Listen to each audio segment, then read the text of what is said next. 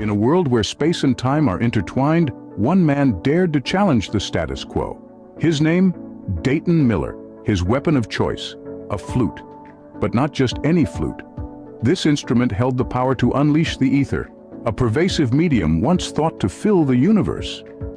Miller, a physicist by... Still pops up, so like I don't follow him. All right, hello and welcome. We're having a watch party for Shane, and we're all hanging out on webcam pre-show, so we're just gonna stream that. He was in there crying about some conversation we had. I was laughing there. It's like fucking Gary Stokes. Man, that dude's in my timeline every day. Every day. Well, shit, you're real. Every a lot of day. people are Right? super impressed with you, so I'm not surprised Gary's impressed with you. Hey, Alan, Yo, what's up? do you want to give me that cool Aether Cosmology swirl that I could sport behind me instead? And we can do like a uniformity thing, like we're in a uniform or something. Yes. Sure do, buddy. Also, I feel like it's generic somewhere and I want it. Yes. So you guys ready? Oh, yeah, that space that we were in this morning, did that guy get, the guy running the space, conspiracy, did he get banned on Twitter? You know, conspiracy's kind of weird, man. I like him, don't get me wrong, man. But he gets moody sometimes and just straight up deletes his account. Yeah, he's done that twice. Space? Yeah, This is out? it's just so he'll just like out of the blue. He was having mic issues, and I thought maybe he was just resetting it because he couldn't get his mic to work. But he's sometimes I worry about him. Ah, alright. Yeah, I thought maybe he got banned like mid-space, but yeah, I do remember him like trying to get it a few times and yeah. Alright, that makes sense. Yeah, he's deleted his account just dead for no reason. Just be like, I took a couple of months off, and I get it. I don't get that, but I get you gotta leave for a couple of months. But yeah, he just up and says, "All right, I'm done right now. I'm out of here." That's a wrap. Yeah, he does disappear. Kind of like Brian He's disappeared. young though. He's still in his 20s, right? Yeah, he's young. Yeah, he's in his. I think he's maybe late 20s. Yeah, I think he's well mid to late, like 26, 27, I think is how old he is. Whoa, God, that'd be whoa. nice. I'm all Wait a old and minute. shit. Is Shane in the thermodynamics violation area right now? What a traitor, bro. He's got asteroids flying around and shit. He was floating around in space. That was actually the second moon before anyone caught it. Like I had it marked down before anyone else did. So That's the next Felix Baumgartner right there, dude. You ready for your stratosphere jump? Sponsored by Red Bull and GoPro. I mean, we could turn it serious and be like, oh well, go to my desk, right? I'm gonna have a talk. I have serious. Nah. You can't be in spacesuit. Well- You got to get like a mock-up spacesuit, Shane. Come on, like mock out spacesuit. Brian, what's the temp there, man? It's actually cooling down. Define cooling down, because I'm going to share my temp with you. It was. I actually, right now it's 93 degrees. Oh, that's God, I'd take that. That'd feel like a sauna. We are. It's a very nice day, but this morning, like, let's see, tomorrow at sunrise, it's gonna be, and that's at 6:41 a.m. I just predicted the sunrise on a flat Earth, so sunrise tomorrow, 6:41 a.m. It's gonna be about 61 degrees. Nice. I would love that. It's gonna be has the weather been normal? Like, I go I'm on the East Coast, and it's normally cold out here. It's like 76 degrees. I'm sending my kids to school in shorts. Oh, I wear shorts pretty much. I wear shorts pretty much all year round, except for like 2 months when it's really like 70 or 60. It's like cold, man. It's You're like Arizona now. Yeah. It's like 61 degrees in the morning, and like right now it's like 90. So that's a 30-degree temperature change from morning to right now. Dude, I walk my dog in the morning at 5:30 in sweatpants and a sweatshirt and like huddled up, and then by the time I come home, I want to put shorts on. So there you go. Yeah, Brian's a goddamn lizard. I'm telling you, man, you get used to it. I think I evolved into a lizard. can't get used to it. It's gross. They say it's dry. That's a lie. It's just fucking hot. You sweat all the time. You know, anyway. they say it's dry heat, and then I'm all like, come over here to this oven. That's real just quick. what people who live there say because they're stuck there. Like that's just, No, that's it is dry heat. I can confirm it, man. When I was down there with him, because it's humid as shit in Minnesota. 10,000 lakes. Landed 10,000 lakes. Oh my God, I was hot. But if I got out of the sun, sat on the porch and lit up a cigarette, man, we were chilling. Like it was comfortable. What was that town's name again? I forgot, but it was like 91, 92 degrees, and I was like, man, this is freaking nice down here. You guys calling 91 comfortable in the shade. You guys are lying right to my face. It was 100. It was 108 when we left. When we met up. Now it's just gradations of suckitude, and you're trying to get me to accept the suckitude, and it's like I don't. I'm not going to accept it. He's not accepting it. People will come out here and be like, so how hot is it? Well, I was actually living in California one time, and as we're watching the game, they're like, I was watching a Phoenix Suns Warrior game, and I was rooting for the Suns, of course. Like, oh yeah, you're from Arizona. What's it like out there? Like, go to that oven right there, turn it on 400 to get that preheat. Let that little red light go off. Go over to that door and just open it up, and that's Tuesday. I mean, it's just black. You say it's dry heat all you want, but you still dying. Yeah, New Mexico wasn't as bad when I got back.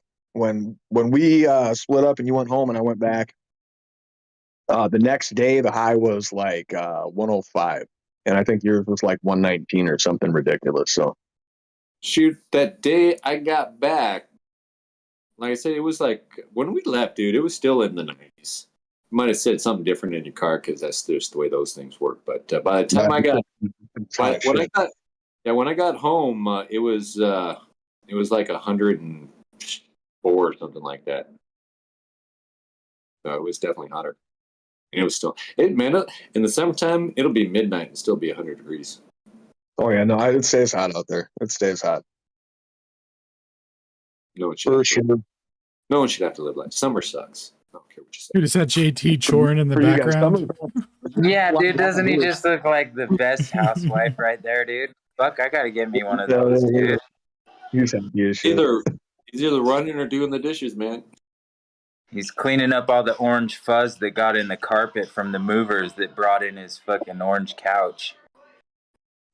I bet You got that new orange piece? Hey, my mom's coming tomorrow, and I want it to look pretty. Hey, let me show you these lines that this vacuum lays down. Turn this around. Bam! Holy! Oh, bro, mind blown. Those are some lines, dude. Dude, what you need though is a Kirby, man. If you ain't got a Kirby, you don't know what you're missing. Dude, this is a rainbow, bro. It goes into the water bong. Yeah, I used to sell those too. Yeah. They're not as good as I used to sell those. Actually, I didn't like them because they had too much water to clean out. You have less deal with muddy water with a Kirby. That's true, but I mean, they work good. They're nice vacuums. I just like the Kirby better.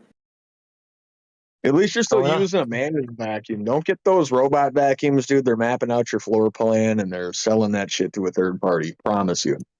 Dude, my Kirby, I got it in like 1997, 8, right around there. I still got it. Runs like. When Boston Dynamics starts making your robots or your vacuums, you got a problem.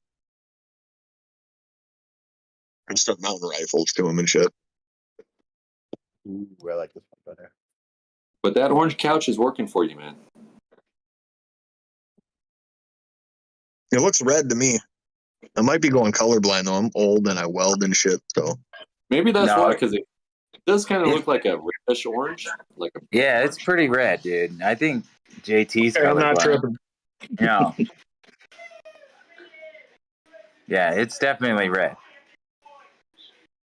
Oh, it looks orangish now. Okay. It's a burnt orange. Yeah, it's a burnt orange. Yeah, like that's actually nice. It looks better up close. Hey, look what I got, guys. Is that a little slingshot? It's a sextant. Oh. Ooh. And so I'm going to work with Austin from the Melodome. We're going to wait until, I don't know, 10 or 11 in the morning and then sight it, get the exact angle to it, and have other people on the plane do it and just really triangulate this apparent sun. That'll be awesome. Mm-hmm. Are y'all in his Telegram channel? I started the channel called Sunshots, and they're doing all kind of observations and posting pictures all the time. You know, I just opened the Telegram. Yeah, I just got one, and so, I don't know how to navigate it though, so I don't know what to do. Well, Telegram's easier than Discord for me, but I got to figure out what my ad is, and then I'll share that. Nice. Hey, it's good to see you, Martin. Thanks for popping your camera on, buddy. If he's got his ears on too. Yep. Hey, Boston, did you know with that sextant that you needed a level line to the horizon? Like it literally wouldn't work. Inside joke. Therefore, your argument is no. Whatever. Like if you didn't have a flat baseline, you would look into that viewfinder. It would say access denied. Destroyed. Destroyed. That's amazing. Funny. Yeah. Well, let me meet you now. Did you guys hear that they erected another set of Georgia guidestones in Japan? Yeah. Whoa. Oh, the Japanese guidestones? Nice. They probably thought we wouldn't notice over there. We got to saw that. I saw it last week, and I mean, they're not as big, but it has the exact same hole pointing at Polaris. Laton's apparently is legit. I got to do a little bit more research on it, but I was just wondering if you guys had heard that somebody erected another set of Georgia guidestones. And I was a guy who was like, fuck yeah, blow them up. When they blew up, I was like, that's awesome. Just because of the message. We're talking about an anti-human message written on these things, right? But the linchpin of those stones existing was always that it pointed at Polaris 365 days a year and didn't move. And so maybe they blew it up. But yeah, if they got one in Japan now, I'm going to do some research on that. I just wanted to throw that out there to see if you guys heard about it. It's supposed to have a hole drilled in looking at Polaris too. Yeah, it does. I saw a picture of it, but I just haven't. You know how these stories on the internet will go down. They'll be like, well, mysteriously, like new Georgia guidestones in Japan type shit, whatever. They try to make it all mysterious. So I'm aware of it. I'm going to look into it, but I just was wondering if anybody other than Brian had seen that, because yeah, that's pretty wild, man. People are if you can recreate that and they blow that one up, well, maybe we're onto something. You guys can have the message that's anti-human, but you definitely can't have that hole pointing at Polaris. So they definitely don't have the hole pointing at Polaris. It looks like they put it next to a tree, and the tree is blocking the sky. Yeah, well, that would definitely be. I put a video in the main chat. They had refraction. I think they got some refraction you can throw in there to get around that curve, though, right? Yeah, somebody's okie doking the shit out of us. Okay, I get it. We're being trolled. Oh yeah, Thanks, dude, it's a horizontal hole, bro. It's not even like at an angle. This looks ridiculous. Yeah, they didn't even try, dude. They're never gonna make that mistake again, dog. You put it next to a tree. Why you next to a tree? Dude, they literally put it next to a tree and made it. I bet it made it horizontal just so you can double extra and never see anything. Well, wait, there was I bet if you scaled it next to sheep. No, I bet if you scaled it next to sheep, like if we took sheepdog and put him there and just took a picture of him standing next to it, it'd come up to like his shoulder blades. It's probably extra tiny. But the original Guidestones did have a horizontal line that showed you the sun. Remember, like it was the analema or whatever. It would tell you which time was noon and then like what day. It had all kinds of shit on there. Like it was a calendar. It was one. Yeah, I have a video of Austin breaking it down, but the sun thing was at the top of it. Yeah, that's where I fucking learned everything. Dude, it was so funny. He just walked around giving a full tour. He was like, in this language they hate us, and in this language they hate us. Right. And here's how a calendar works with the motion of the sky and the stationary Earth. All right, have a good day. And everyone's just like, and that one guy around. You can tell the guy's like, wait, tell me more. And he's like, nah, bro, I'm done with my fucking shit. He's trying to walk away, and the guy's following him. He's like, I need more truth. That was wild.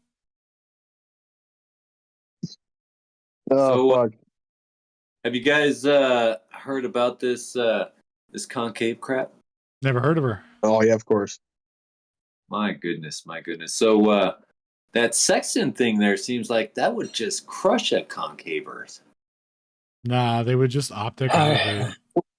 Gotta hit him with geometry and the battle of the beams type shit. Otherwise, they're just gonna refract and say that it's going in the opposite direction and you just can't see it or whatever. I was listening to some of it last night.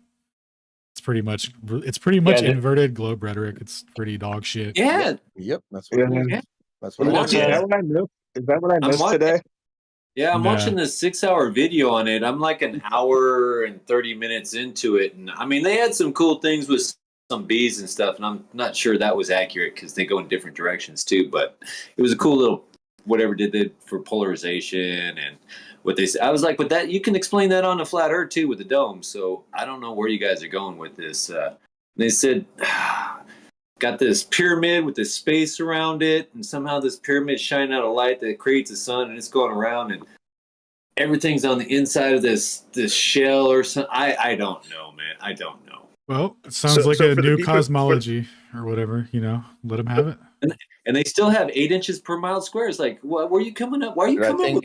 I think what Proud said in the thing probably summed it up. She was like, "Are people just scared of the final experiment?" And I went, "Oh, that's what happened." Some weak ass people without any arguments who don't understand the arguments that exist went, "Oh no, I don't want to look stupid." So there you go. You got concave. Is that- all of a sudden, a little wave of concave? I guess.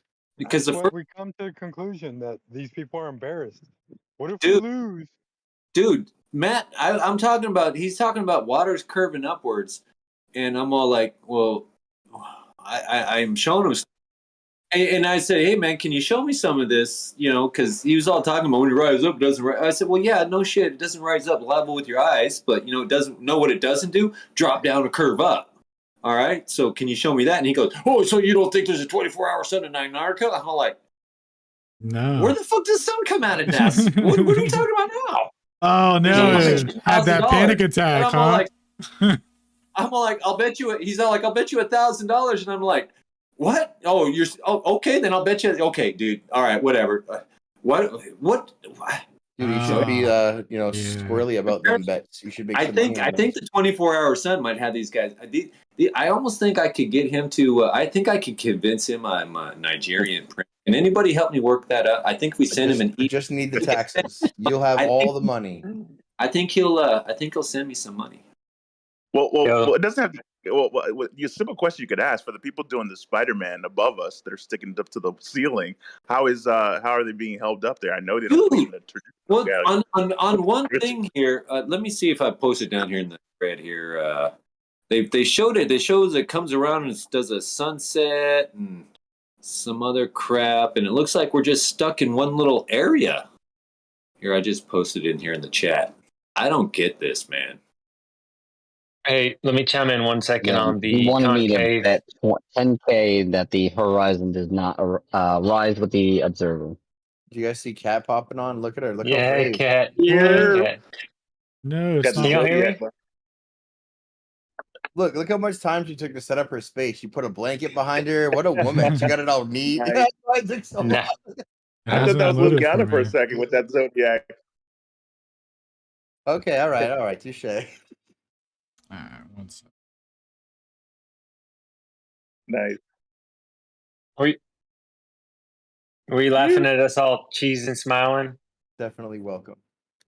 Came to the understanding what you guys already said, that the ball Earth is 8 inches per mile squared, and to make the sphere, and you already know that 8 inches per mile squared going up, like basically, they think the Earth is like this, but that would put people's heads, if they were on the far ends, it would put people's heads facing in towards each other. We're on Yeah. the inside of this shell with a little ball in the middle, and it Right. And it's some of it go all the way around. standing Boston. here and somebody's standing here. It's like they're literally upside down now. Yeah. Nice. If it's Dude, like that, antipodal you theory would wins probably again, see boys. further. They got us.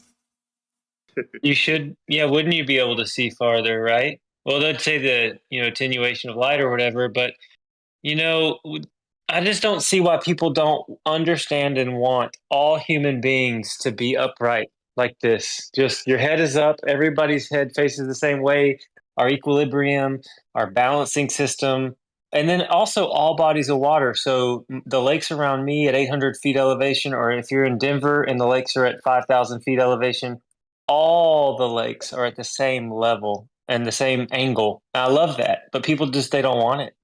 Well, I would avoid like terms like I don't see why people wouldn't want this, because I don't know if you remember there was a bunch of bitches who had a philosophical preference back in the 1900s, Yeah. and they said they had a philosophical preference because they were horrified of a unique position. So I would Yeah. try to avoid like wanting a philosophy. Let's just want the truth, right? Yeah, the But truth. I agree man. with you though. I do want that. If I had to choose, if I had an ideal, I would. Yeah. So You I think these probably guys are doing this because they're afraid of the 24-hour sun? Oh my No, goodness. a lot of them were around before that final experiment, so I don't think Well, it's like, just that. I don't know how anybody could watch that video and come away with, man, that made sense. We're still waiting for Matt, man. I personally think that they're jumping off onto that because some of them were fake flat earthers, and they think that people are in a cult in flat Earth, and they think they can just pull anybody in any direction. All you gotta do is manipulate them, and that's my personal opinion. Well, so far, one of them's blocked me because, whatever. Well, all in all, I do think it doesn't need to get contentious. It's getting too contentious out there. Just ask for the substantiation. No matter how crazy the claim, let me know how somebody's standing upside down above us. I mean, at least the rising earthers have a vector, consistent vector of something going upwards, which will attribute deceleration to something is falling. I don't see what's going on with Spider-Man people above our ceiling. Dude, It's just doesn't work. They got Antarctica still a continent. There's no ice wall. They're pretty much saying that we're wrong 100%, man. Well, but there's an edge, right? So like we're essentially like standing on it's a contact lens, essentially. We're on the outside of this ball, man. We're here. We're No, here. but from their perspective, are we standing in a bowl where we're in a contact lens?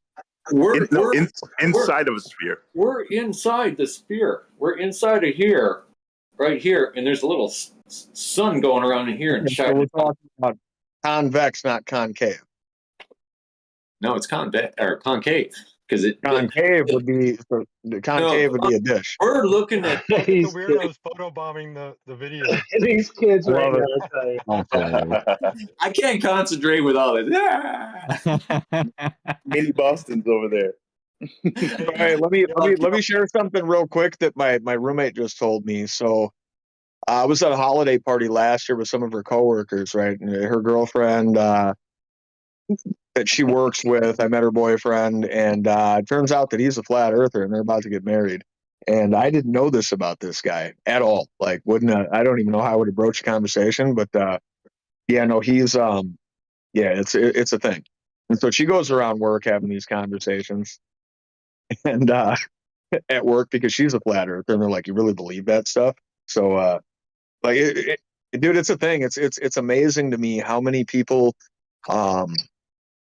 actually have questioned this and are just non-vocal about it because they fear ostracization or whatever it might be, social pressure.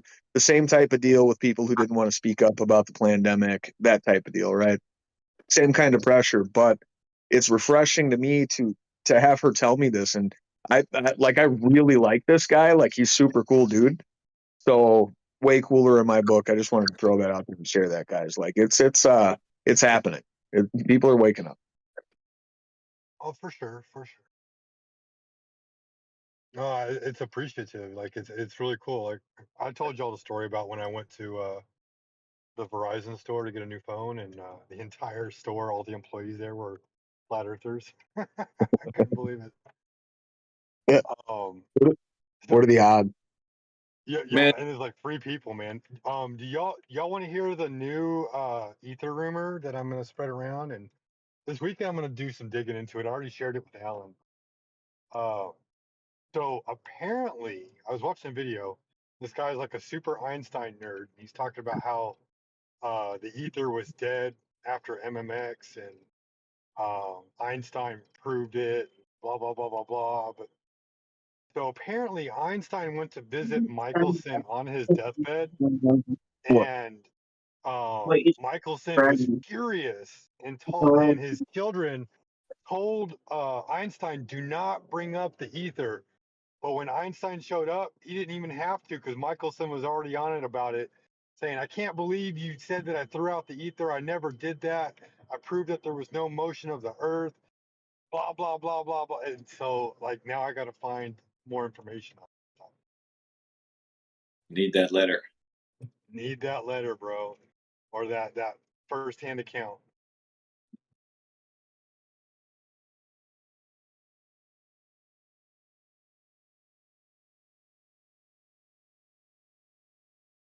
Shane, are you getting nervous? Arms sweaty? Mom spaghetti or what? Yeah, I'm like, dude, this will be the Glover that has like the well-researched position, logically backed, cohesive, coherent arguments that eloquently put together that all collectively demolish. I'm waiting for that, dude. Every The time. Lisayan El Gaib, dude. He's gonna be the one Dude, to you lead his remember when people to Witcher would pop freedom. in? They've been hiding him the whole time. He's been in the cave. They didn't want to waste him, so they didn't. You know? They've been protecting him while he acquires power. Yeah, Dude, dude. You remember that one time Witcher came in and was like nervous still, and we laughed at him for being nervous still, and then he immediately was like, "Oh, you're right, I shouldn't." And then he went. And crushed it the time when he didn't have anything. Yeah, when he didn't have anything prepared, just wung it, and yeah. Yep. Who was that against? I remember that. Guy McGuyerson. Yeah, they're all Globy McGlobeface or whatever. Oh man. Well, that guy's name is so good. It's like, oh, you're a nondescript nothing. It's perfect. That's what you all are. Which time did he not do that? When like once or try twice. to understand these people. Remember that these people all debate Witsit, right? They go and have an intellectual bashing with Witsit, and they disagree, and they try to bring up, and they walk away feeling that they won that, right? So these are the people that you're arguing with on the internet. Like, it's mystifying to me. Like, they go to a room and they just collectively congratulate each other. Like, yeah, did you get word saladed? Yeah, I remember when he word saladed me. It was terrible. Did it make you feel dumb? Okay, good. Yeah. Oh, well, do you know what he said? No. Do you know what he said? No. Should we look into it? No, he's stupid, right? Yep. Stupid. The best one was the day that Peter learned what an interferometer was. Oh, you're talking about an interferometer? Oh, I know that flat earthers prove Earth goes spin. Do you? What's interferometry? What? How is that related to what I just said? Yeah. Yeah, it's all relative when you're dealing with refravity. Refractity. Oh, we're refractidying it now. We're throwing a hard D in. You would think that these guys would get tired of saying it's refractity. It's like, come on, man, don't you get tired of that only being your answer there? It's always refraction. It's always gravity. It's always perspective. It's always scale. Yeah, scale often. Scale's invoked so much it makes me nauseous, dude. You just don't understand scale, especially with bridges, which is I'm super stoked for this debate tonight with Shane, and we'll see the extent to which the bridge conversation even lasts. But you just don't understand scale. We took this photo from this perspective, and you can totally see the curve, and then you take a photograph of it. Dude, what about bridges too, man? How's that work on a concave Earth? Dude, is the one that I'm using, the Verrazano Narrows Bridge, is that also an optic curvature example? Are there pictures of that curving or something? Yes, I actually put them. I think I put them in the chat. I might not have, because I think you did. I'm gonna need you to do that again. Samples there, and there are many. I got them. But I got them. We're good. What is great is that there are, again, many examples where you can observe this bridge from a different perspective at a different elevation and see flat water and flat horizon behind this purposely built curved structure. And they're like, well, no, we built it for the curve of the Earth. Okay, so the water found its level and the horizon did too, but the bridge was built for the curve. Cool, got it. So you're not as long as you understand what's at stake here. We built it for the curve. Understand. Yeah. We wouldn't want to put weight like quality pictures, man.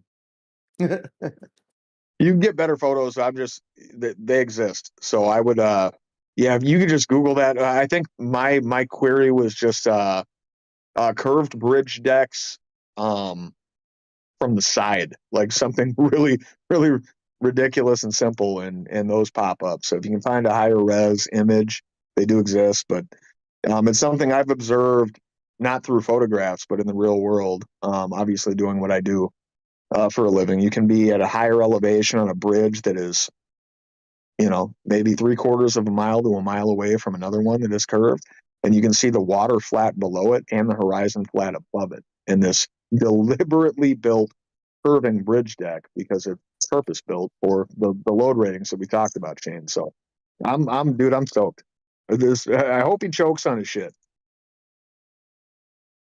That's not nice. I hope that he nicely realizes the error of his ways and has an epiphany conundrum in front of everyone, so that we can have epiphany to witness, and then he comes back to our side immediately.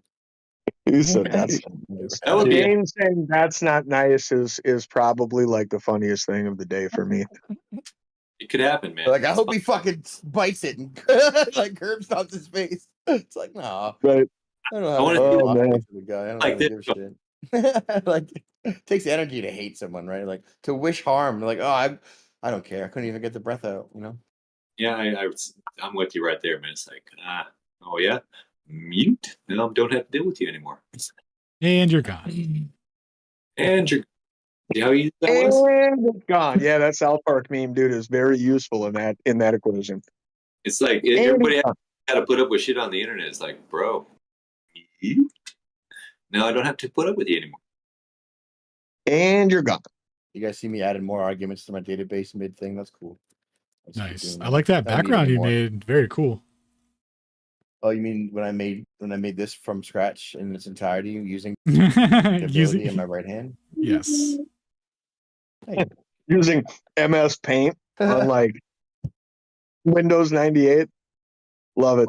Well, this I stole right from Alan once I was able to communicate which movie I wanted to see for him. Tried to give me 7 images. Yeah, I had no idea what you were talking about. I love it. I was like, I just want to copy your stuff. You don't know what you have? Oh, crap. I need to put up True Earth Wiki. That's right. I'm pretty sure that something's on fire in your apartment or house or whatever it is, though, because that is a lot of smoke, bro. Well, they don't want the smoke, but we love the smoke, dude. That's Shane. They're not talking about us. That's awesome. Oh yeah, dude. Shout out to True Earth Wiki. It's under new management. We'll be making some adjustments here in the coming weeks and adding new material and stuff to it. We do need people to take part. So, if you know some stuff, We fill need- out some stuff. We make need a some page, bridge make an builders edit. to come through and, I don't know, write an You know article a lot about how to build a fucking bridges. bridge. Yeah, for example, right? You could take some time, help the We can do community that. out. Yeah. If We anyone's can definitely do that. I've got a lot of print. Like I save drawings from a lot of these county bridges, and I do have. So county and state, there's different specs, different inspection standards. Some of them are quite a bit more anal. Typically, MnDOT, Minnesota Department of Transportation. That would be a state bridge. A little more involved, a little more detailed. Get a hold of the engineering drawings that aren't just the reinforcing stuff that I have. So I do plan to find a way to make those available for people that are interested in them. And like I can typically answer most questions on them, but yeah, that would be, again, the bridge thing, dude. I think the reason why I laugh so much about it is because I've done it for so long, and these people that just observed an optical phenomenon decided that that's the curve. And the however you pronounce it, the Verrazzo, whatever, the weird Italian name Narrows Bridge is the one that they want to hang their hat on next to Lake Pontchartrain, which is ironic because Taylor destroyed that. Oh, dude, it's they the like to hang flattest their place hat in the on that world, because bro. yeah, That's exactly. crazy. So I saw a thing with my eyes, and therefore it's the equivalent of looking through a telescope and going, I totally understand what I'm standing on. When you could literally just take a picture of it from the opposite perspective, dude, like literally just 90 degrees the other way, and catch the horizon, go, yeah, that don't jive. Doesn't matter how far you go back, dude. It's flat behind it. They built it purposely curved. Carry on. But yeah, I'd like to provide some drawings for guys that would be interested in just combing over them. So I'm kind of working on that. I've been stacking them up this year. Some small bridges, a couple of larger ones. Next year, actually December, we're breaking ground on, and you can look this up for anybody who's interested. Kellogg Bridge in St. Paul, Minnesota, is a very high, very long span. It's not a mile, but it's high. And you know what it's not going to be? Curved at all, because, well, it can't be. It wouldn't work. They're all built different for a reason, man. Bridges are bridges, and people that don't understand them make me laugh. I'll just land it there. It's hilarious. Like, you guys, hey, I saw a curve, so it's curved. No, you didn't. Dude, Here's I don't why. think you understand that the Verrazano Bridge, they actually built the top of its towers 1 5/8 inches further apart than the bases. What other could that be besides for curvature? Don't be an idiot. So, I mean, this is how Yeah, retarded. You can see the obvious camber in there, and the two piers are sitting like this. So you got the camber. Well, when weight gets on it, I mean, Weight, seriously, weather come change, on. static, regular loads, mobile loads, dude, giant fucking trucks. It's like, Temperature swings from January to December. It's like, dude, there's so many different. The problem is That's that the funny thing. schools don't teach people how to write cursive anymore. They don't teach them how to grab a stick shift anymore, and they can't read a clock. So they think curvature's everywhere. They're stupid nowadays. Yeah, if you can't read or write in cursive, you can't read or understand or interpret our founding documents or anything written prior to that. So that's by design, right? There's nothing nefarious there. But yeah, man, that bridge and its location, Shane, that info I shared with you on the difference between that in length and the Golden Gate Bridge and those temperature fluctuations, like, get out of here, dude. That the Narrows Bridge experiences so much more harsh weather than the Golden Gate ever would, and yet they're both very, very curved, deliberately curved decks. The abutments are a bit different. Temperature, like, these people just. Wait, are you saying that it's actually physically curved? That's what I should be arguing? No. I'm not going to tell you how to make the argument. I gave you the information. You digested it. Well, hold on, but it's not curved. It's not curved, right? I'm going to argue that the curvature is an optical effect because you can go there on different day on different circumstances and see it absolutely level, like you showed me. So it's not physically curving, right? No, the deck is always curving. The horizon's not. The water is not. Is it? Is the bridge itself curving? Did they build it like that? Yeah, it doesn't even matter that you couldn't put enough load on that bridge to flatten it out. Either of them would buckle. That camber exists for the same reason you see an 18-wheeler that's designed to hold an extremely heavy load empty, being completely and totally cambered. They're designed to flatten out under the load because if they don't, they would buckle and collapse under their own weight. So the same principle is true for that bridge, and you would never see that flat because if you did, it would be at a failure point. It would go. But I'm interested to see what kind of sauce he's got, man, what he's going to come at you with. The fact that he invoked bridges intrigues me, to say the least. Yeah, ChatGPT really fucked him over on that one. I think that he saw like a flat earth.ws meme and was like, oh, yeah, we're going to go after that. Yeah.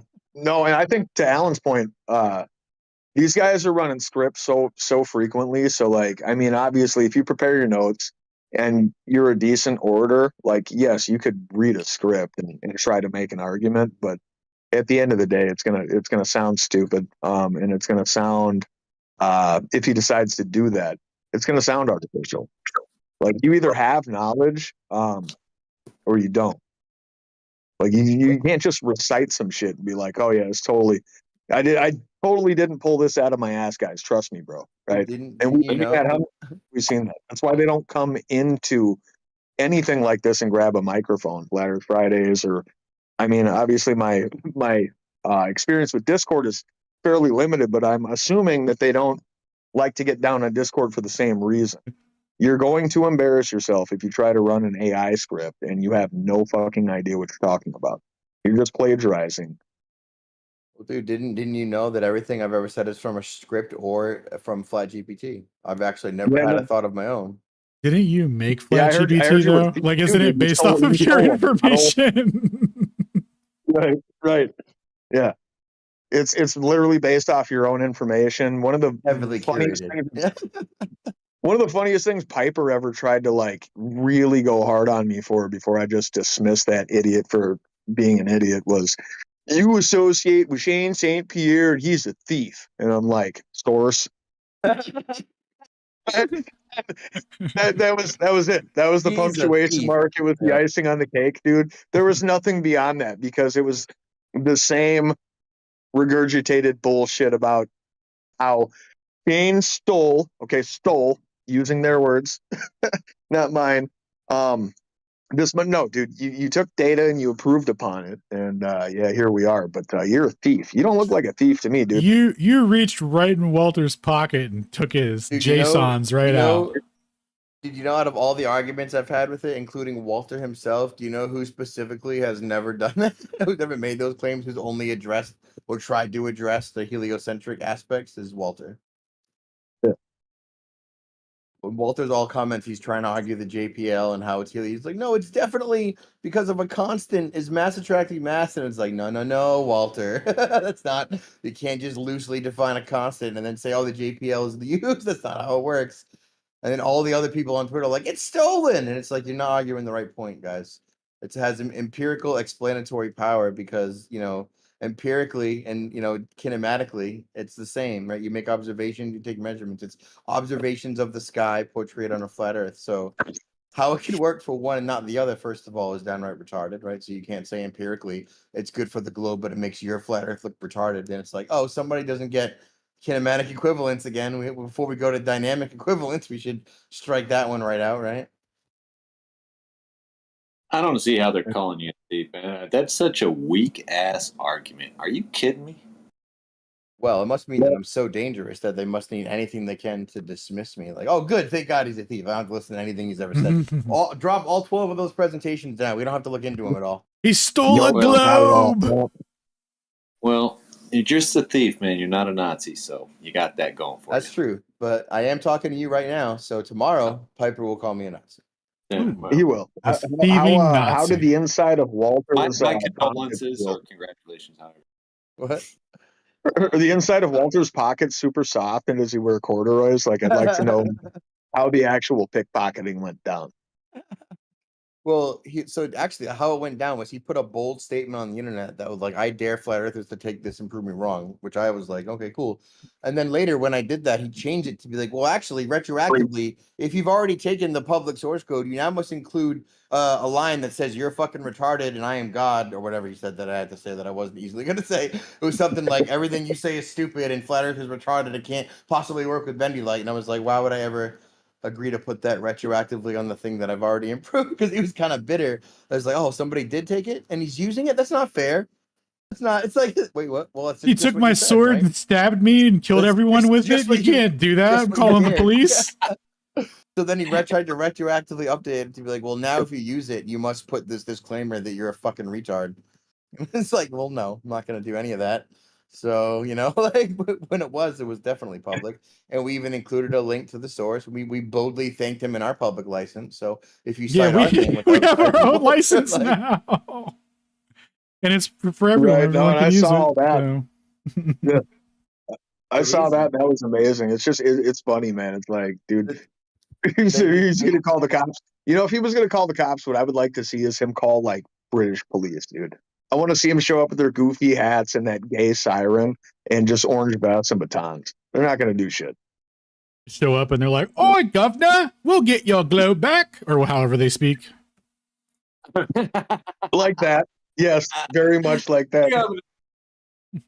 That's the reason that they took the same attack with the model. They were like, oh, it's stolen.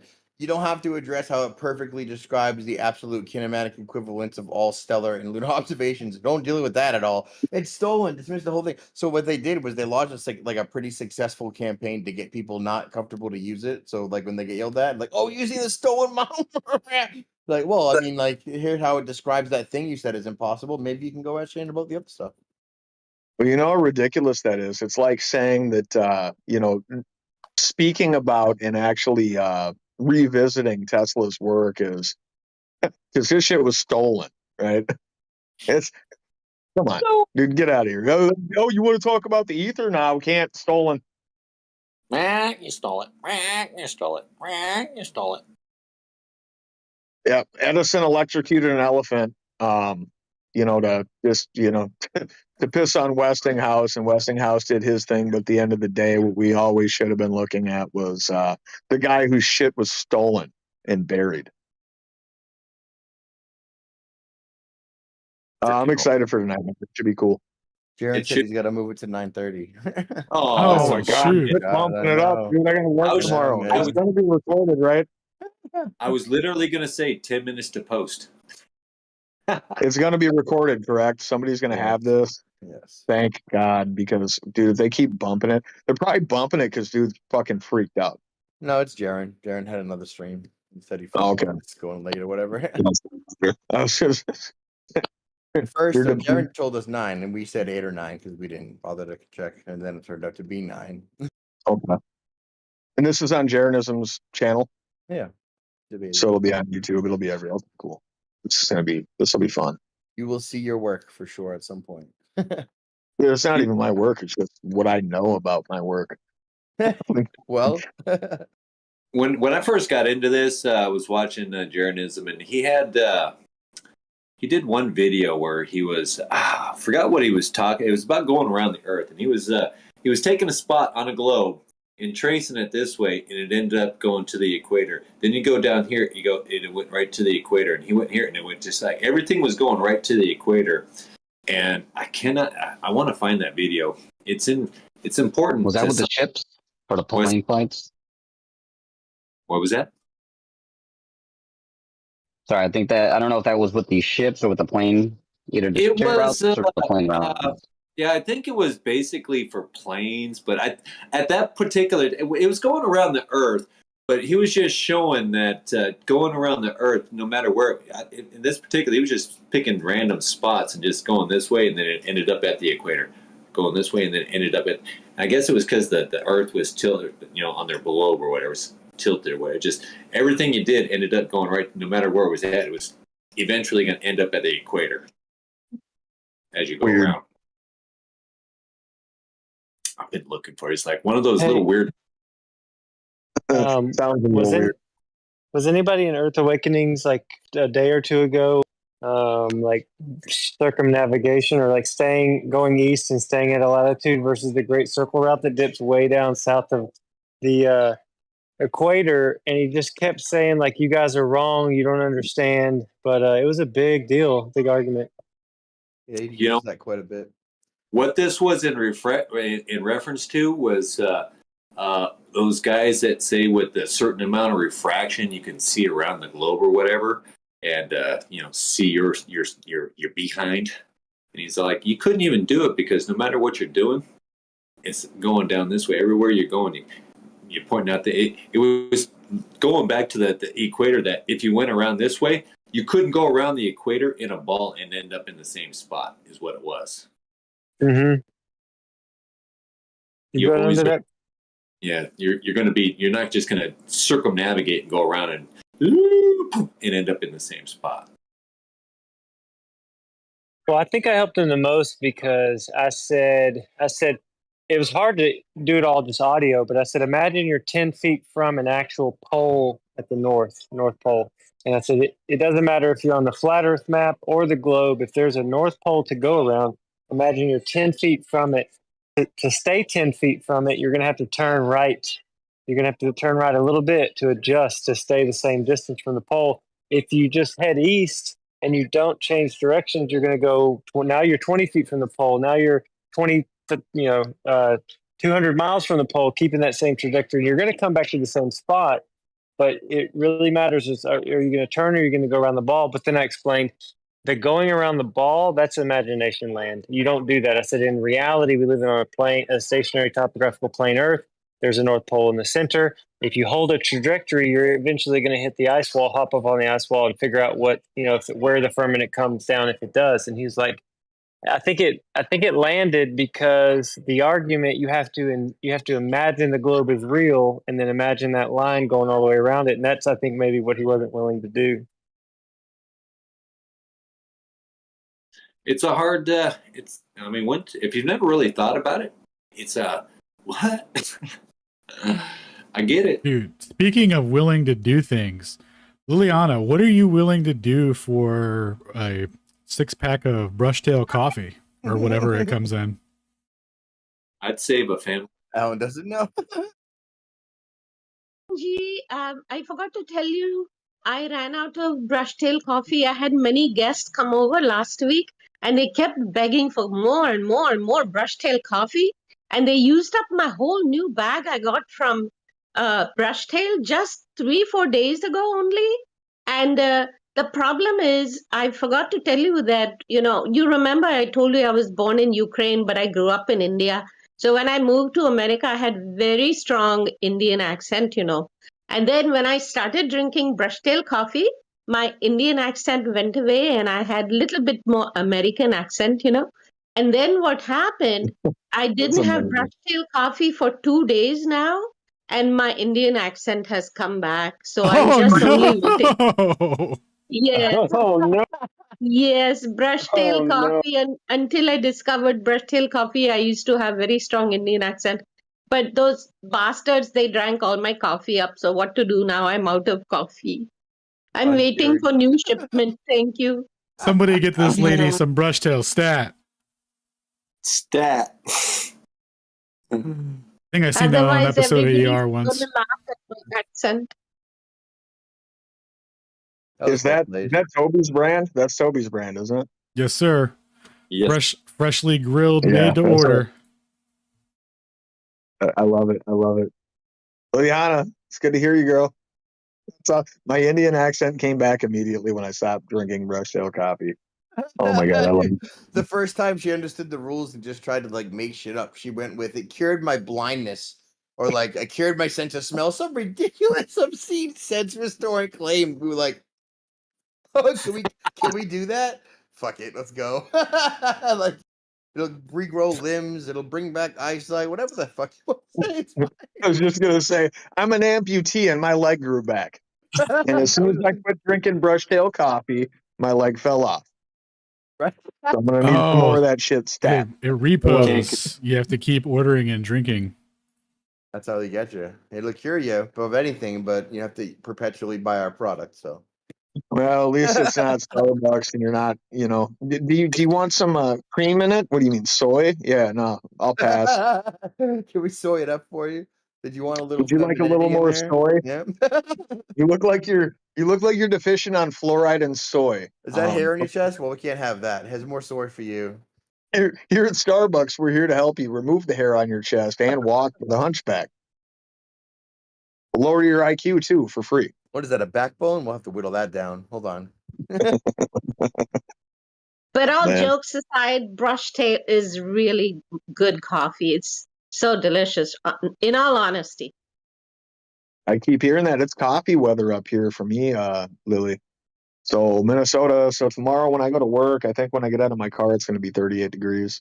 I don't typically drink coffee in the summertime, but yeah, I'm a coffee junkie when it gets cold out. So yeah, I'll be getting my hands on some of that. Hopefully, it regrows the leg I still have that I might lose. Hey guys, thought. Jaren said he's going super long. Do you want to just do it here? Do you debate? Yeah. Yeah, if dude's down. Yeah. But maybe we should do it in the stage. It's like supreme home turf advantage and a bunch of my boys hanging out. Like look at that glorious beard. Yeah, we'll do it on stage. Dude, Eli's showing me up, dude. What the hell? Look at that monstrous beard. Look at that glorious beard. Dude's a Viking. My God, yeah. Hey, good seeing you, bro. Yeah, if he's down, Shane, we'll do the stage and then I'll moderate. But you guys should be fine. That dude's pretty soft. Yeah, you wanna be like a hard moderator though, and like take the position and pretend to be up there and like have a button in anyway, or just like act the role, I guess. Yeah, sure. All right, let me go get him then. Let me see if we can do this then, because I don't want to wait till 9:30. I'm already tired. Yes, I'm excited, man. I feel like a 16-year-old kid who just got his license. I finally understand how to use Discord on a cursory level. So let's go. Nice. I was able to get here. Yeah, I can see that. It It took took me a while to get here. The first time I was like, how do I get in here? It gets easier every time you do Well, it. I left the server. Man, I don't Last think time so. I was in here, I left the server. I thought I was leaving the live, and I left the server. And I was like, "Where the hell is Ether Coffee?" So I had to message Shane, and then I messaged Alan. I think the first time I got an invite back, did it again. So I was out, and I saw the post on Twitter, and I get in, and I quick, I hit up Shane. I'm like, "Dude, I need back an Ether Coffee, bro." He's like, "Really?" He didn't say it, but I know he was thinking, like, "You did it again?" Yeah, I did it again. What he was like was instantly, here's a link. But yeah, I did send It the wasn't. link to myself. Yeah. Man, Like, you did it again. When I finally was able to get in here or whatever, it has these little icons here off to the left, and the Ether Cosmology was like down below, right below another one, and it kind of looked like it was part of it. So I did, because all the other ones were like little round ones. That's a triangle or whatever, or a triangle, rectangle. Said triangle. Yeah, I think it's less user friendly through the phone app than it is if you're on PC. I've been on it on the PC one time, and I was like, okay, this makes sense. But when you're on your phone, you're like, okay, well, where are the functions? You got to long press things and figure it out. And yeah, like I said, I need one of those beanies with a propeller on it when I'm in Discord. Dude, I tell you what, the only time I feel old is when I'm trying to get around this type of shit. What the fuck? What's Guy McGuyerson saying, Shane? Yo, what's up, Stone? What's up, Ken? What's up, Ken? What's up, Ken? Look what you started, JT. Hey, anybody, you were going to tell your Discord story, Ken. I want to hear it. Yo, there's our boy, Man of Stone, a.k.a. Young Cartman. How we doing there, gang? Oh, what up, Pete? Yeah, we kick it to mess. What's up, Stone? I gotta keep it cool, though. My wife's sleeping on the couch behind me. You can't see it because it's dark, but, that's why it's dark. Nice. Just keep it calm, Stone.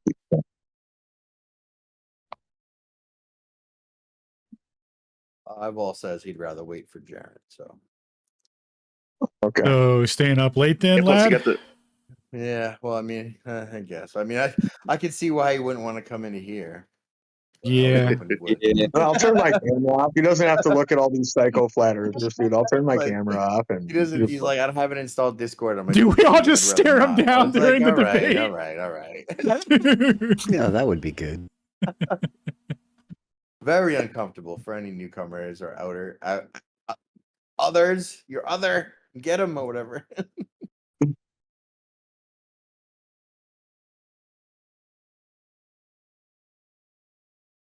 Staying up late it is, I guess. That's looking like it. Well, that was the plan. He's like, "What? Shane's getting tired. Let's do it at 9:30." Right, yeah, we're just gonna ice him. We'll do it at 11:30 now. You decided for a 11 to 1 a.m. debate. I think that was the time slot. Yeah, oh man, I'm back. He didn't show on a up. weekday. So, is it a hard 9:30 or is it a soft 9:30? Well, what we should do is instead of having one reporter tell us it's raining and one reporter tell us it's sunny, we should look the fuck outside. What is he streaming right now? Currently, what is going on? I don't know. They're smoking weed and rolling a wheel. Okay. Oh, Man, all right. That's always not the good. prom That's not a queen, good never the sign for prom, as they context. say. They might. It's not really a good sign for. That's not a good sign. That's not a good sign for time. I mean, Brian can stay on time smoking, but I don't know if everybody's got it like Brian. Oh, yo, it's reefer roulette. Telling you, man. The worst one. You gotta be able to film, man. Oh shit, the Oh, room's fuck. full. Why is it full? How do we make it unfull? 25 is Because of the videos. Yeah. Oh, I can put the camera, dude. We're cool on that. Oh, We'd do all we have take- Camera it's or good. not, I'm just one window. I'm not sharing a screen or anything. That's not adding. Nope. Everyone with if we have anyone with camera, it'll go 25 max. That's just all right, yeah. Disable the cameras, lads. Do we have more? than 25? Wow. It was fun. It was fun while That's it lasted. fair. Fair enough, man. That's lame. God. Do we have a single person that wants to come in here that can't? Yeah. I invited the clubhouse lads. Okay. Yeah. Well, anyone who wants to come in here, they can just go to like Mount Wilson Observatory, and we can move them in if we don't have edit perms on the channel. We could just move them. No. Do you want to make this happen on the stage instead? I tried. Same issue though, I think, right? Tried that. Wait, what the? Felt like by default channels could go up to 100. Fucking reefer show, dude. He's like, I forgot that I get high during this. I'm not the best mod.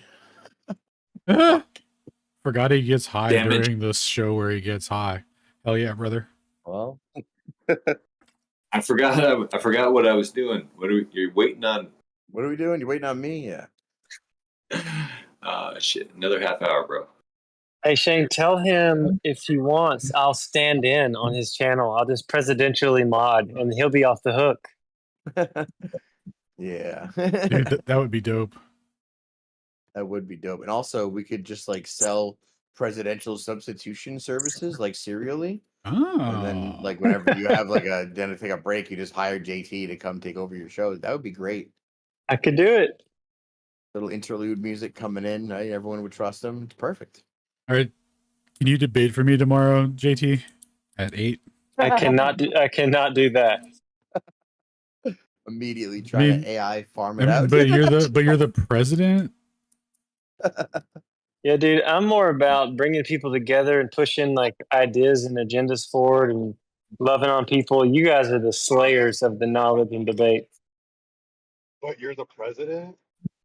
Yeah, what Sheep said? Yeah, President of Flat Earth. That's how it goes. That's how it goes. So you I'm guys more of moving a to a stage dementia or style something? president where I never know what's going on. No. Hey, bro, I offer a level of consistency when it comes to demeanor, ability to speak and love. And I can debate a tiny bit. I just don't have the freaking recall you guys do. Plus, these databases, I kind of think you can quickly get to whatever topic you want for instant refreshers. And oh, there it is. And oh, there it is. Yeah. Or do you just go off the top of your head? No. Or do you look stuff up? Databases are a huge crutch. Like today I was at work and I was popping off on Twitter and I went a little bit too far and I was like, fuck, I don't know the details of this particular job. So I was like, Alan, I'm at work. Can you hit him back with a research? Because I don't have the time dilation specifics on the specific oscillation rate of cesium. So if you could, so like having it on the database is specifically needed, right? So it's not that I know everything, it's that I can get to it very quickly. So it's almost the same, right? Like you guys can Google all your crap, but I can get to all my information within, a quarter second. Holy shit, I just had my boomer moment, guys. I figured out how to leave this actual live without removing myself from the server. So big shout out to me. There you go, man. You just hang up? Yeah, I never thought of it like a phone call, but also I never knew you had to like long press. So like the last 2 times, I just got into the server and it was like leave server. I'm like, okay, that's how you disconnect. No, that's how you leave the server. Okay, got it. Discord was like, do you want to stop everyone from Globe Gangsters from messaging you? Well, I've never seen that before. But I agree instantly. Sure, fuck them. Somebody just sent me something and it was like, did you want to block everyone? I was like, well, no. Do you want to disallow private messages from this server? Yes. That's a cool feature. I didn't know you could do that. Discord's getting a little bit more savvy. They have to compete with Twitter. I still think Discord's better though. At this point, I think that, since most of the guys using phones have a front-facing camera, it should just be able to sense your displeasure and instantly mute or block, depending on like how furrowed your brows are.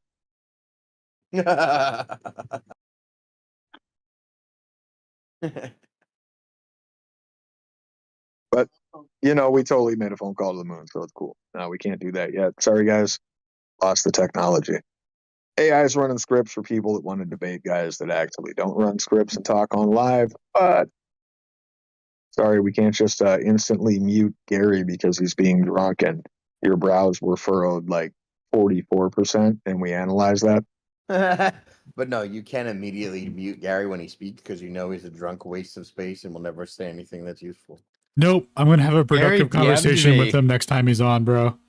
Yeah. You're going to be sacred. You're going to have a 40-minute drawn out interaction and then ask him 7 follow-up questions. Nope. He sent me a DM 3 weeks ago from last Flyers Friday. He said, I listened to you tonight, and that shit you spoke was the lowest of the low. I don't know what he was talking about. Oh, yeah, it was your Yeah. logic analysis of the Challenger stuff. So he was just trying to social shame Oh, you was or it? whatever. Yeah, because you were like, I thought it. You were like, how is it disingenuous to have the position that it's possible that it did happen, but you just wanted to investigate it, to make sure or whatever. And it's like, whereas his position is just blind, retarded acceptance. Yeah. And how dare you? Right. Well, Alan, who was it that you used to get super pissed at? Because Shane gets fucking lit about Gary, dude. He immediately, okay, so does somebody else have a question? Do we need to rotate mics? Yeah, anyone was that P-Dub? Anyone that's drunk, I don't even There was remember somebody P-dubs. specifically like back in the late 80s, early 90s, episode of Flat Earth Fridays. So you rage quit twice. And I can't remember who the fuck it was. I'll have to go back and listen to it. But it was just like, it was go fucking fuck this. I thought it was P-Dubs, but it might have been fuck social media. Yeah, it was that guy, and yeah. Dude, I just have a very low... Take or let him go for like 15 minutes and you can just hear Alan sigh audibly. Like, I think Alan's trying to remember the name of Clay. It might have been, well, yeah, it might have been. No, Oh Clay's my not God, even as dude. bad You as just hear him who sigh. the other one was.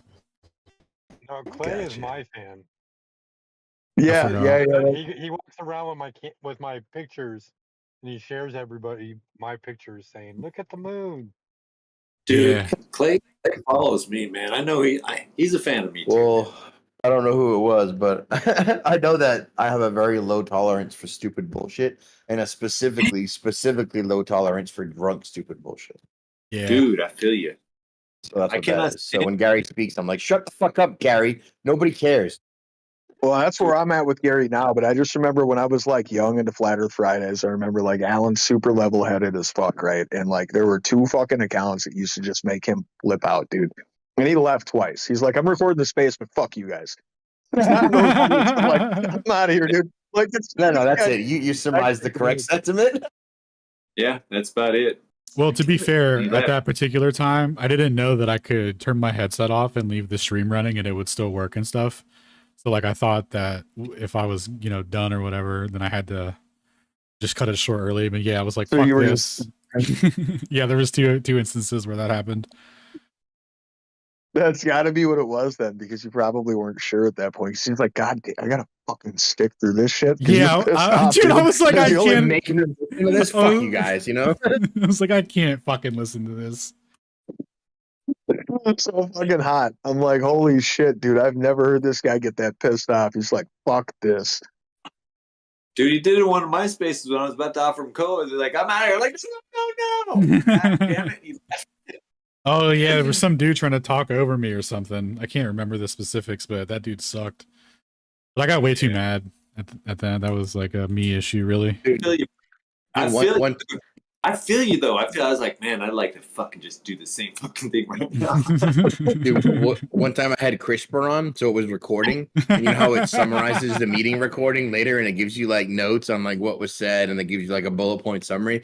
Except it only recorded me, right? And I recorded only when I was on mute. So what it caught was 6 hours of Shane shit talking every fucking person, every Glober. And at the end, it was like recommending psychiatric help. It was all it heard was me shit talking. It was like, this is a very angry conversation. I don't know why you're so angry all the time, whatever. And then, upon reflection, I was like, ooh, yeah, that was terrible.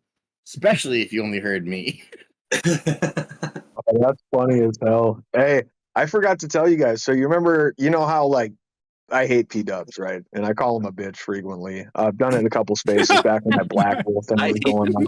Nice. I love calling him a bitch. And it was that whole thing, right? So like we got into a DM exchange, like I think it was a week ago. It might have been 2 weeks ago. I'd have to look. I don't care to right now, but he got all weird about it because I was like, fuck, dude, if Whitson's gonna go box somebody, like I want P-dubs.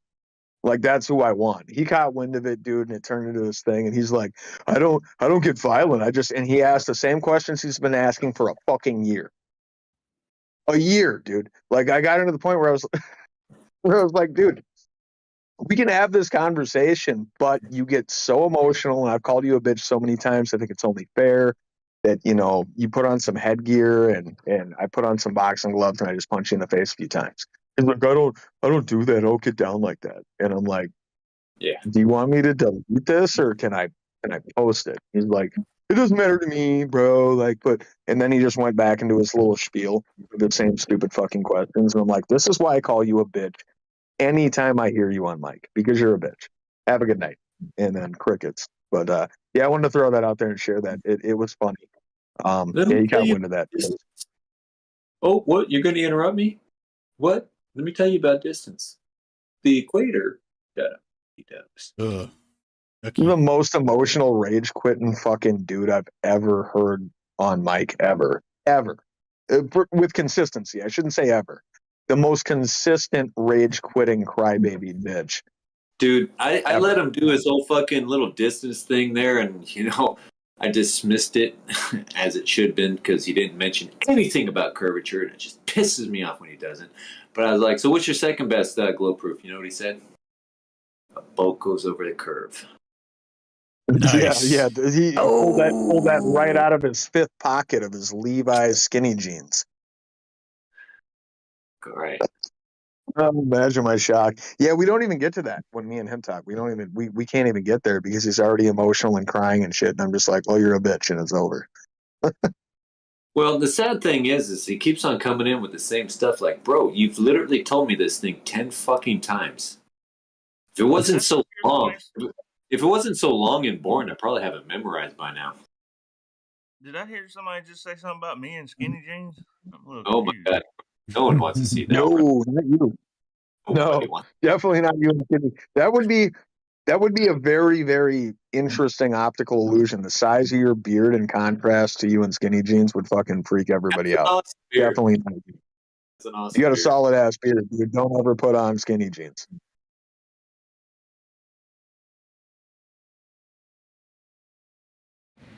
But yeah, anyways, I just wanted to throw that out there. I thought it was funny. Nope. The dude got DMs about that. And it's like, is Whitson still doing that thing? Or those guys still going to box, by the way? I think so. Man, dude is such a soy boy. Dude, I want to see I want to see that more than the final experiment, to be honest. Dude, I'm dead ass serious, brother. Xavier, bro, we're on the same page. I want to see that bad. I'd rather see. I'd pay money for that. I'd pay per view that, and you know what? All the proceeds go to the winner. Maybe that'll entice him if he decides to back out, dude. Like, hey, there's actually a pot here. I think Witzik actually said he was going to give him all the proceeds. I mean, he would pay for whatever paid for the venue or whatever, but he gave him all the profit. Right. Just to try to like, hey, let's actually do this, which I was impressed by. It was kind of the stance I took with P-dubs, and then there's some of the other violent people too. Sheep knows he's still down there. We've had some people. We had a guy that Star Crush dude was like, tell me the gym. This dude lives in Minnesota, and I don't go to a gym, so I'm like, do you have me confused with sheep? Because if you run into sheep's gym, you're gonna get fucked up, dude. Go ahead and go into 10th Planet Jiu-Jitsu anywhere in the country, running your mouth and trying to fuck with somebody over some internet beef and see what happens to you. He's like, no, where's your gym? I'm like, dude, I don't work out in a gym, but like, you could meet up at like a Taco John's. Crickets. Dude, I was in, it was funny, man. I was in there in J Space there, kind of trolling him a little bit because he's an asshole. And he's all up there talking his smack saying, oh, you're an internet tough guy and blah blah blah. I'll DM my address and stuff, and we can come out here. Hold on. Brian, let me ask you a question because this is what I was wondering about with what happened today because I was seeing it while I was on break and shit at work. So you were your profile in one of Jay's spaces, or was it somebody else's space? Oh, it was in his space, man. So you were in his space. He let you in there as a listener, or did you have a mic? Oh, he kept on saying to grab a mic, but I saw last time Sacred was in there and he didn't get 2 words out before he got his mic taken. So. Yeah. So he didn't give you a mic. He just let you in so he could talk about you. Yeah. Well, they weren't expecting me, and then then it became let's just sit here and talk about how bad everybody is and this, that, and the other thing. And I'm sitting there putting in the jumbo or in their little purple pill, man. Okay, because they're all concave earthers apparently. So I was like, get this, come on, you guys, y'all got all the questions or all the answers. All they did was cry about stuff, and then finally said that he was going to DM me his address and we could talk about this face to face. And I'm still. That was Jay. Yeah, I'm still waiting. Jay said he was going to. Okay, so he's a concave earther now. So let me see if I got this correct. So Jay went from hosting the Flat Earth Fridays pregame to being so butthurt about you that he converted himself to a concave earther and wanted to fight you but wouldn't give you his address. Am I correct in something? Him and Jason Bjorn are both concave earthers. Yeah. Oh, Jesus Christ. Jason's doing that? Yeah, but what it sounds like with when I was talking to Jason earlier, it just sounds like he reverted back to the globe because he's just defending the globe position. Yeah. Jesus Christ. I mean, the whole concave, I mean, they still got 8 inches per mile squared, man. I'm like, that's a fictitious number that ends up in 666 per foot, right? Whatever. Holy dude, I missed a lot today. That's amazing. I'm actually amazed by that. That happened. That fucking went down. I'm hoping. I've been praying. Give me my address. I've been praying to God, please let him send me that address. I'll go. Yeah, I know you will, and you'll go sip some of his structured water. Just bring his necklace back. Sorry. That was awesome. The voice of God, the sounds of discord. Meant to add it to favorites, not to hit it. Yeah, when I went in that, I went into that. Aether was holding the space. He ended up blocking me. I mean, that guy. I made him pee down his legs, man. He was in there talking, and I popped in there, and he immediately kind of shut up. It didn't even say. He barely said 2 words until I left. But I put in there a bunch of stuff in there. I was like, "Here's this world record photo at 275 miles. How do you explain that?" And the room went silent for. That the room went silent for like 3 minutes. What's that? I gotta say, I don't know how I feel about the new Brian, where like you're patient with people. You're like, all right, let me. People have been telling me that I'm not really listening to you guys, hearing you out. So I just want to know why do you believe what you believe? I miss the old Brian, where you're like, shut up, retard. Those were the times. Apparently, there's a lot of globy tears out there. People are slipping and falling, and I'm concerned for everybody's safety. We just got to collect them all in, I don't know, any kind of cup and show them that their tears still find level. And dry them out and put them on your fries. You know what's even crazier? So while they were in there, Peter Globinski shows up, and he's sitting there coddling fucking J-Space while everybody else is talking to him. Weirdest fucking thing ever, dude.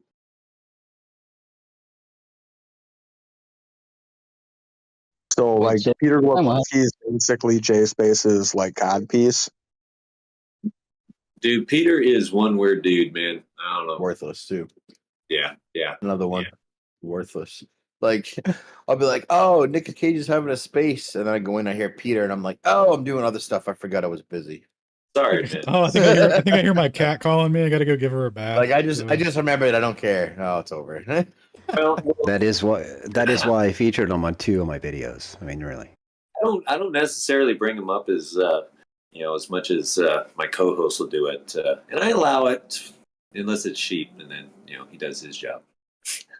But like, yeah, one more thing, bro. I was gonna say, if you let him, he will take all of your time and energy. He will stay up there forever and never argue a thing. Take all of your fucking arguments and reflect them because he doesn't understand anything, right? Which is a complete waste of time and effort. Sheepdog just drops his mic every time he speaks, which I find is funny. I immediately made a meme when I met Sheepdog. Gravity. I didn't drop it. Gravity took it. It was gravity. Refravity.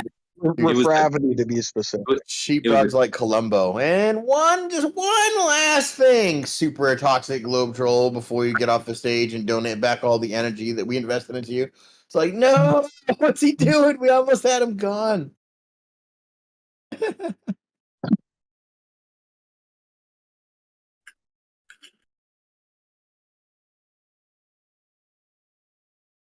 Wait. I just want to add one more thing.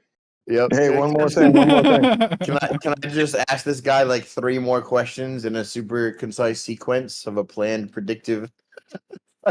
You want to do a soliloquy? If it's not flat, then what is it? It's It's like, well, I'm drunk, so I'm going to give you 4 answers, and none of them are going to be related to what you asked me. It's like, God dang it. So, tell us all about Newton's second law.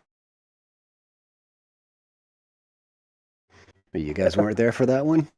Nope, but I can infer from context clues. It sounds vaguely familiar. Are you trying to be Gary?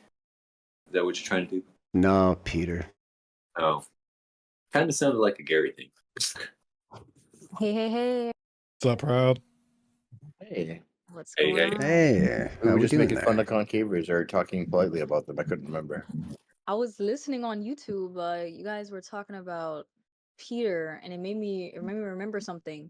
You know how he's always talking about these globe gangsters in this Discord chat? Yeah. I So- can't believe he invited me to that, man. I want to go in that one. So I was just about to say, Brian, I think we need to send an infiltrator in there because I was on TikTok with Stingray Shane. I don't know if you remember him by name, but that Stingray guy who has the models and he loves pulling up his charts and diagrams or whatever. He was on TikTok Pretended Live. like he didn't know me. Yeah, I remember him.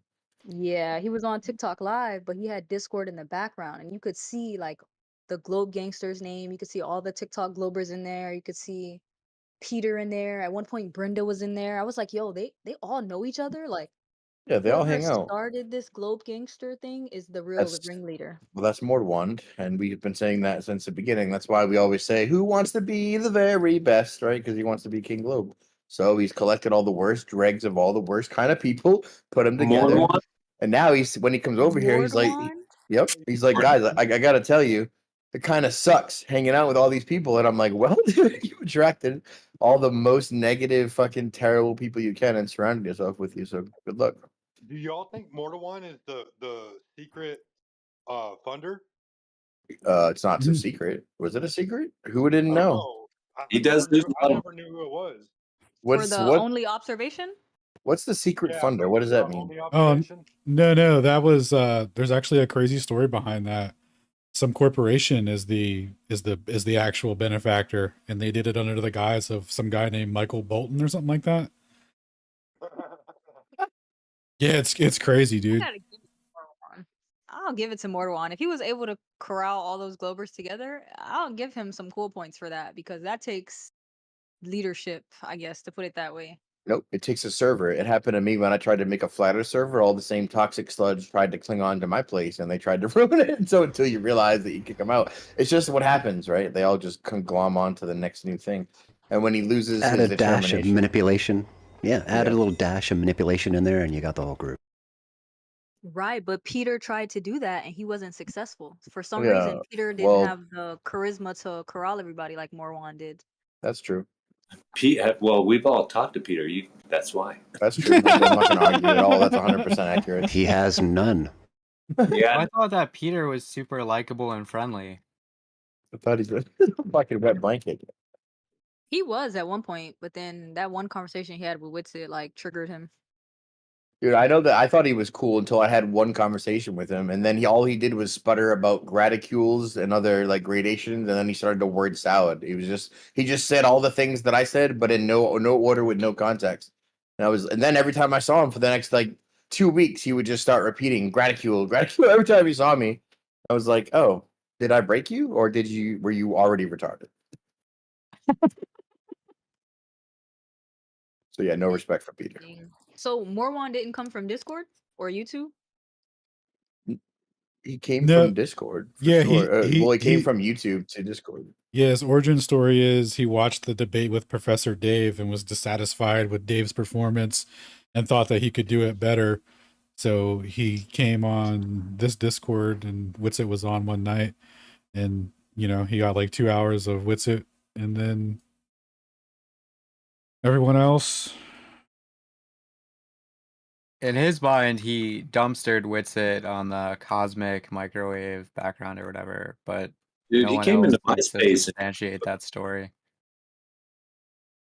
Yeah, It's not very so good. so the CMB is plotted against celestial latitude and longitude, so therefore the Earth must be a globe, and it's like, bro, bruh. Dude, that was literally his argument. And it was because I don't know if he's seen the video, but I Can Science That put out a video that was the same argument. I was like, doesn't Witsit know if he's invoking the CMB, he's invoking a globe? Oh my God. And it's What like, a fool Jesus he is. Christ, dude. What a fool. Doesn't he know? It was a globe the whole time. Like, yeah, dude, you got us. The CMB was a surprise globe trap, dude. Yeah, I should have said nobody joined this server when I just blatantly put the link in the Discord. I know people like to trust. Somebody already joined. They're like, what the fuck is this? Oh, the globe server. Yeah. Sorry, no description, no warning, no nothing. Let me fix that.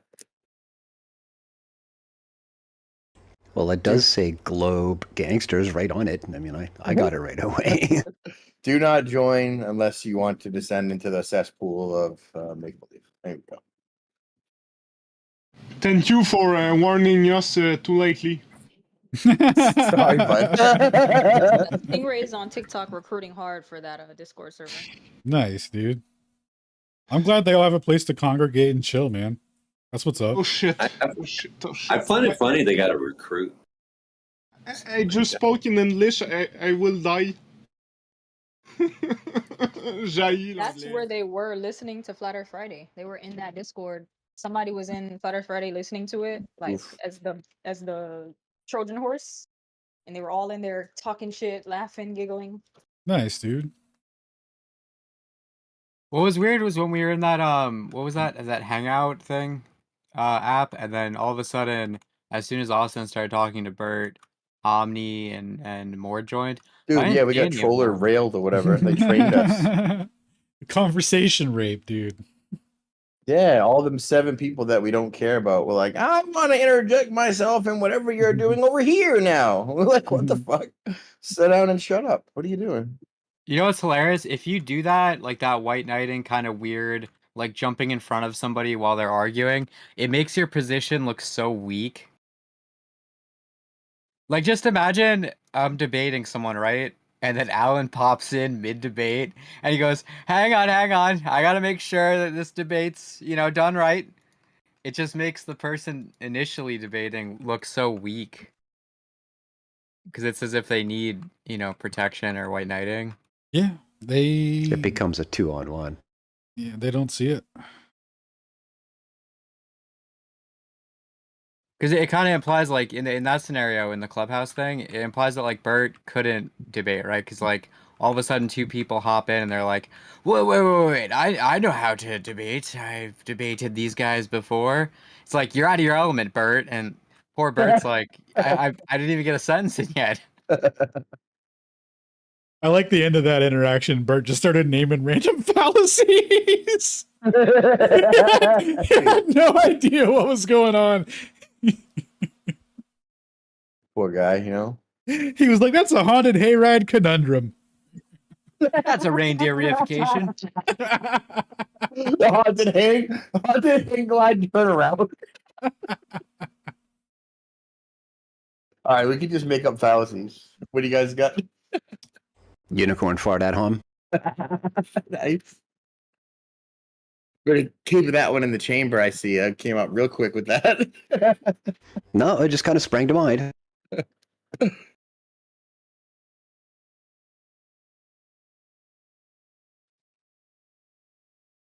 No, for me, those two kind of go together. When you start to make fun of their point by invoking unicorn farts into it somehow, and they call you on making an ad hom. I did make a meme involving unicorn farts.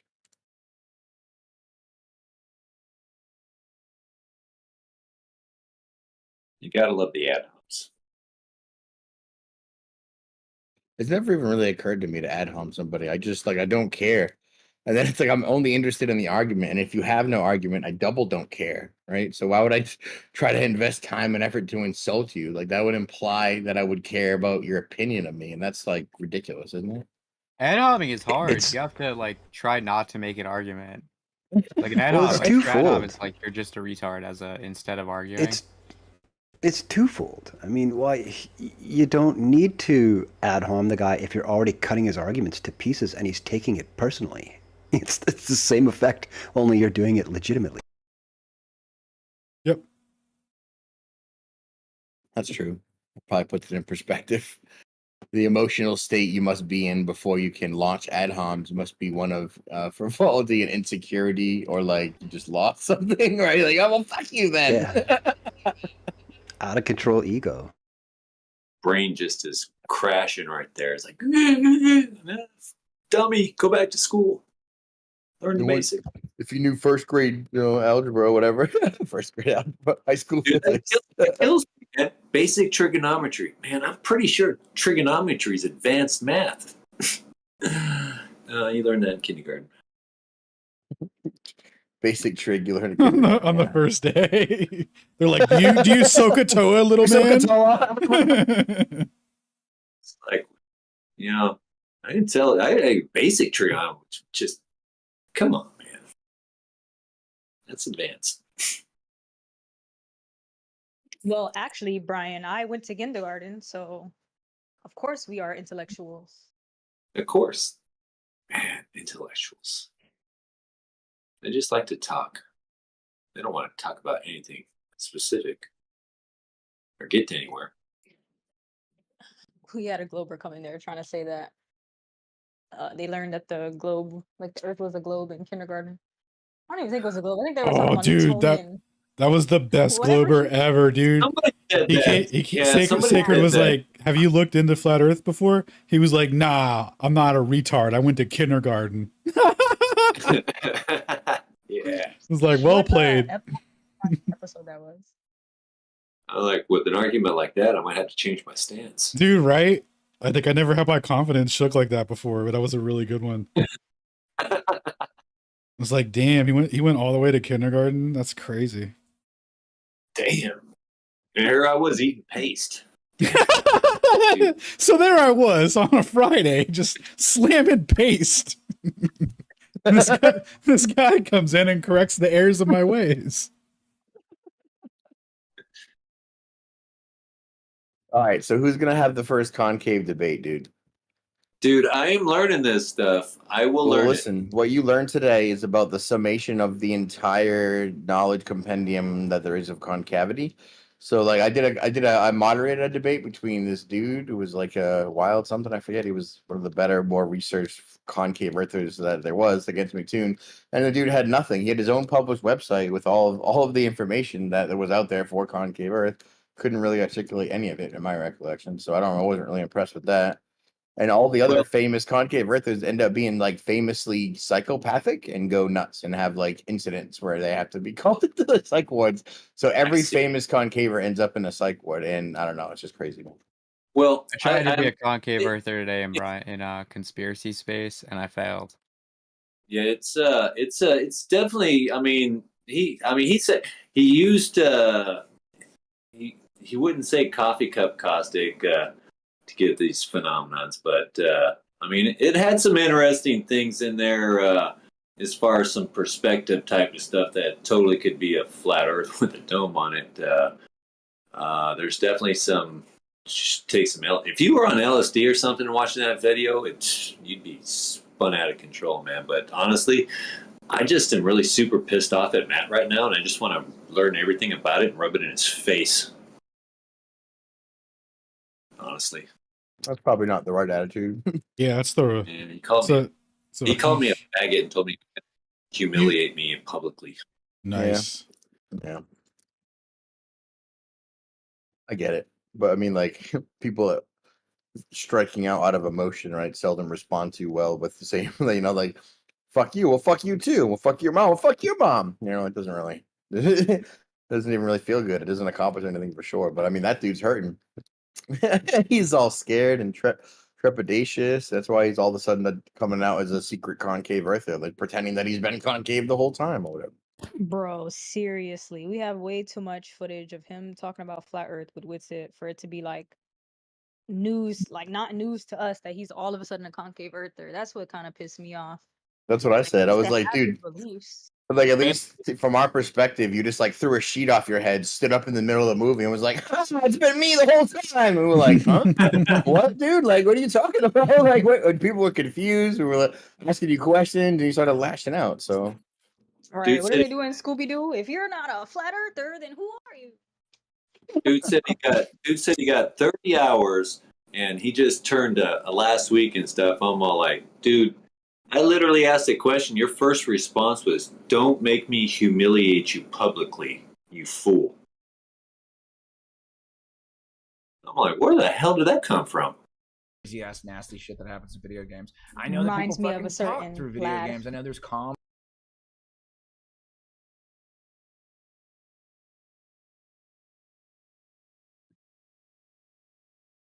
all right, I'll be right back. I think Jaren's stream's still going. I don't know what's Yeah, going then on. he has yield. Yeah. Did he forget about time, man? I'll be right back. I'll walk the dog real quick. Damn it, I forgot again.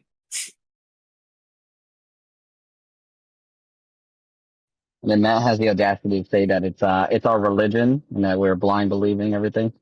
It's Dude, insane. oh yeah, he says 30 hours this man flipped his whole script. these flat earthers in their religion, they just don't get it. What do you mean? You've been what? Dude, tell me, that's the cult right there, bro. That's a cult mentality right there. What? Well, look at their leader. What's his name? Lord Stephen Christ.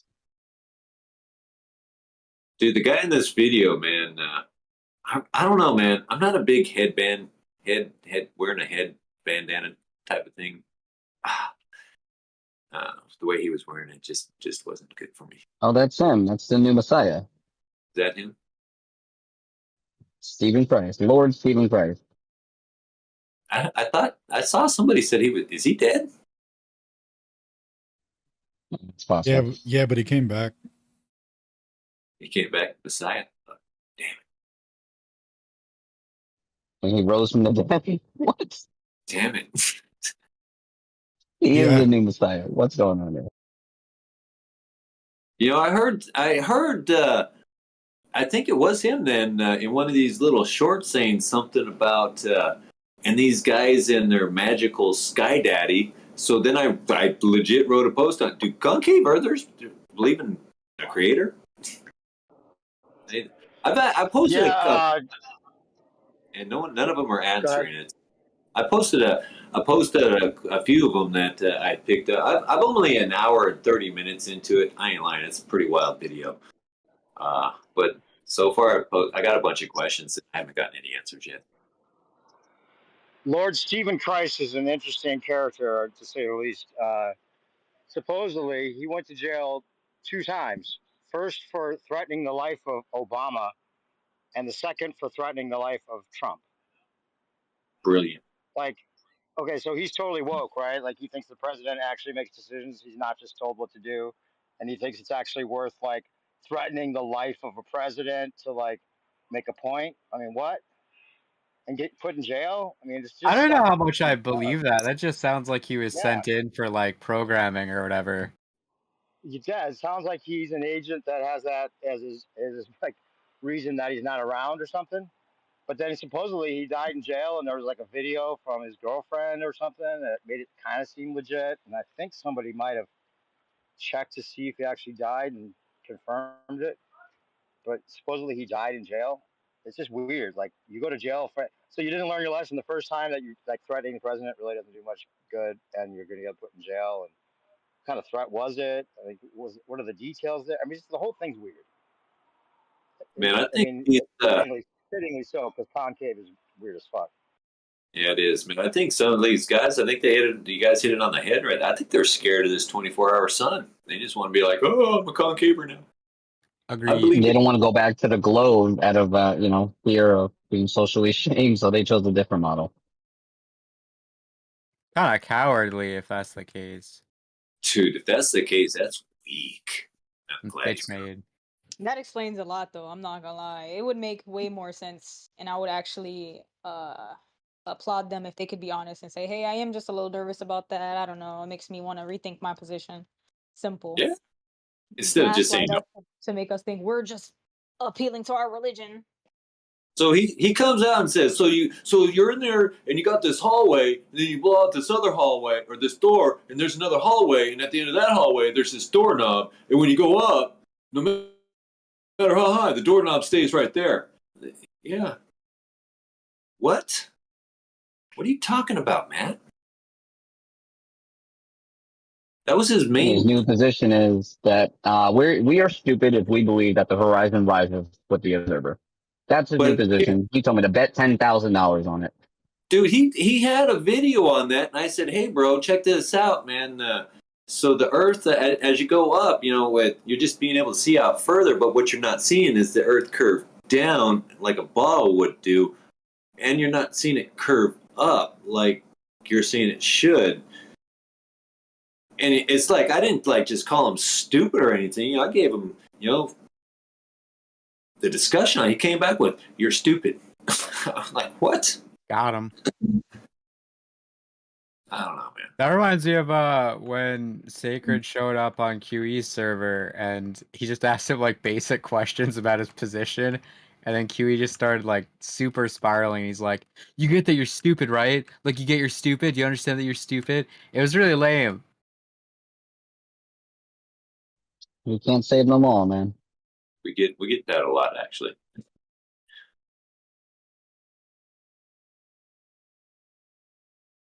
Never thought of it that way. Maybe I am just stupid. It's maybe we are. I don't know. It's a crazy world out there. Maybe we're just all twisted. Hey y'all, I hate to interrupt. Just want to poke in. I'm usually Leland Wilt. I don't know. Yo, there's our boy. Hopefully you guys know me, but what's up? Yeah, I'm Knuckles on Discord. It's my gamer name. But just want to touch base with you guys. It's hilarious. My wife was listening to that space on X last night. We were talking about it for a couple hours today, and it was hilarious how she recognized you guys and a couple of the common people that we see on the Friday crew and stuff. And she's getting into it now. And we just went to Spartanburg. She's tapping into this flat Earth stuff, and she thought it was so hilarious about everybody arguing about we're all flat earthers, but we got to figure out this thing now. We're concavers. So I just thought it was funny. I'd chime in, introduce, and say thank you. Welcome, Leland. I'm glad you're here, buddy. Hey, man. JT, what's up? Just vacuumed the entire house, all the hardwood, every single room. Collected. I have a rainbow vacuum, and it's probably the size of a kitten of hair and gross stuff. So finished that. About to do dishes. Then I'm gonna make the kids lunches. But I'm listening too, enjoying everybody talking. Much love, vacuuming dishes, man. JT at work.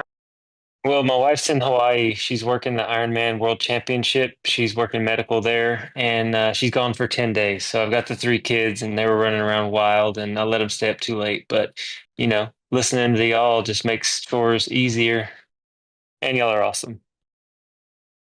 You're a legend, bro. Thanks, dude. So are you. It was great meeting you at Flattoberfest, by the way, and the conversation stuck with me. You being encouraged by me to grab the mic and then you doing it was just like, yes, that's what it's all about. Yeah, thanks for that. The encouragement, not the acknowledgement.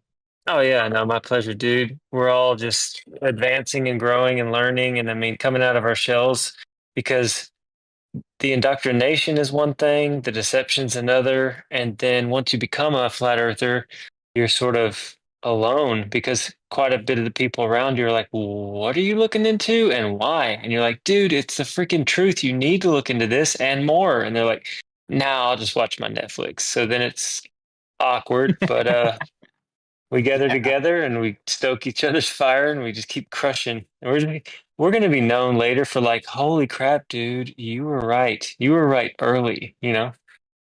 Yeah, that FOMO is going to kick in pretty soon. The old Netflix non sequitur classic. Yeah. So they get set up over there at Jeranism? No, not at all. I'm going to see what's going on. No. We got ourselves a jam tart.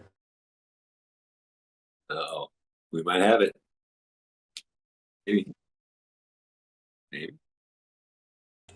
Well, that sucks.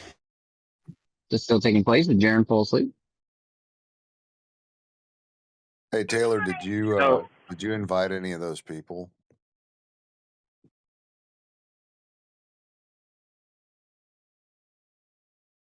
Oh, never mind. Hold on, I can never like find my mic on here because I have to like go find my face and then click on it, then unmute. But no, I never invite anybody in here. Oh, okay. Well, there's an overlay in the settings you can turn on. Makes it super simple to mute and unmute. It's just like a little chat bubble. Okay, so you can just kind of click on the screen. I'm Yeah, trying to figure it out. Where's the Okay. No, but they liked you, Riggs. You should have stayed. You Yeah, totally well, missed me. Totally schooled them on pretty much everything. Oh, did I? Okay, cool. You missed yeah, it, dude. It was so funny. really? They talked about me Yeah. after I left? 100%. Hey, Taylor, where were y'all at? Uh-oh. I was in Logan's space. I mean, he can't kick me because I've been knowing him for long. And Riggs, you went in there and were mopping them up? I just trying to see what was going on in there because it looked like an alien space or something. And I wanted to see if anybody. Well, I've been going to a bunch of different communities and trying to invite people here. So I figured if they're into like alternative, 0 point or UFO, like anybody who's like on the edge of reality, that maybe they might be interested in Aether, right? So I went in there Yeah, to if talk about. anybody knows, this is one point I've had brought up to me a lot, like about Coriolis. And they're like, oh, well, you have to account for Coriolis with long shot ranges and stuff. And I'm like, well, it's funny because they say the atmosphere is moving with the Earth, and we don't feel motion. We can't detect it. We can't detect it on any of our equipment. Like, it's really hard to prove the motion of the Earth. But then they say, oh, it's like gunshots. Somehow, whenever they shoot a gun, that automatically disassociates with the atmosphere and the Earth's rotation affects it. So that doesn't make any sense to me. I didn't know planes were affected by Coriolis too, but it's same thing applies with the plane. Yeah. Yo, Me Dave. and Alan found a paper. Oh, sorry. Go ahead. Actually, Alan found it. Outer ponders, outer ponders. Yeah, that's the thing. That's the thing. Planes are not affected by Coriolis. They should be Exactly. affected by Coriolis. If we're on a ball, they would have to deal with that.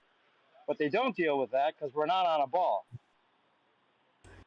There's absolutely nothing in the flight manuals. Like So the when they word look it up Coriolis on does AI not and appear. say, when they say, yeah, planes are affected by Coriolis because I just looked it up, then what do I say? Well, that's the You thing. say- I've gone back and forth Dave. with Chat GBT with this. Go ahead. You say that the word Coriolis does not appear in flight manuals anywhere. Yeah, they're all taught to treat it as stationary and level, and the best of the ballers will have to admit that. They'll readily admit I mean, that. that's a black treat it swan as opportunity for them too. Just challenge them to find one instance of that, and they still won't be able to. This is the question I try to end with usually with whoever I'm arguing with on the planes. Ask them, what would be the difference in training a pilot to fly over a stationary level Earth as opposed to training a pilot to fly over a spinning ball Earth? And people that are in the conversation long enough will automatically respond, there would be no difference. Damn. So you're saying there's no difference. The spinning ball Earth makes no difference in playing, even though it's a separate reference frame. Are you kidding me? Okay, that's your answer. Then there's nothing left to say. There was a paper that Alan found that it was from the 1920s, where this dude was proposing that the Navy needed to add some new correction tables to all their Navy guns and other ships and stuff. Because he was basically saying, like, hey, we need to take the effect of Coriolis into account and all this stuff, and all these tables that we have now don't use it. We probably should. And in fact, based on Coriolis, when we do the math, it would even affect like ship sailing and stuff like that. Like I think he said that the aircraft carriers, like the battleships and all that, would be 2 to 3% heavier. I think it was like 3% heavier sailing one way east west versus the other way. I was like, what? You're telling me that my ship, instead of sailing west, when I sail east or vice versa, it becomes 3% heavier than it was sailing the other direction? I can tell you how he got that data. He sailed his ship in one direction. The data, the 3% figure, how he got that data. Oh yeah. He said he sailed the ship in one direction, forgot to refuel, and sailed in the other direction. He was 3% lighter. How dare you? Yeah, no, but it's just like it I love logical extension arguments, because that's almost always where all of these things fail. If you make the logical extension of their claims to, ad infinitum, at some point it's going to break down and become retarded. So always look for how you can extend it to, make it look stupid. In this case, my cargo liner is going to become 3% heavier. I'm sure they'd never notice that on the MPG though, right?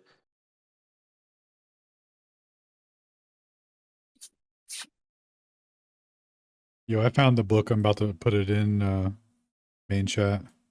Oh, I don't remember what page it was though. Alan, you're like a reference machine. I mean, don't thank me, bro. Thank my boy Ion's cat, who told me about Zotero and EndNote and has now changed the face of flat Earth argumentation forever. It doesn't matter that you use Zotero. Like, you already know like the name or title of the paper / book / author every time it's talked about. Like, you have that in your brain.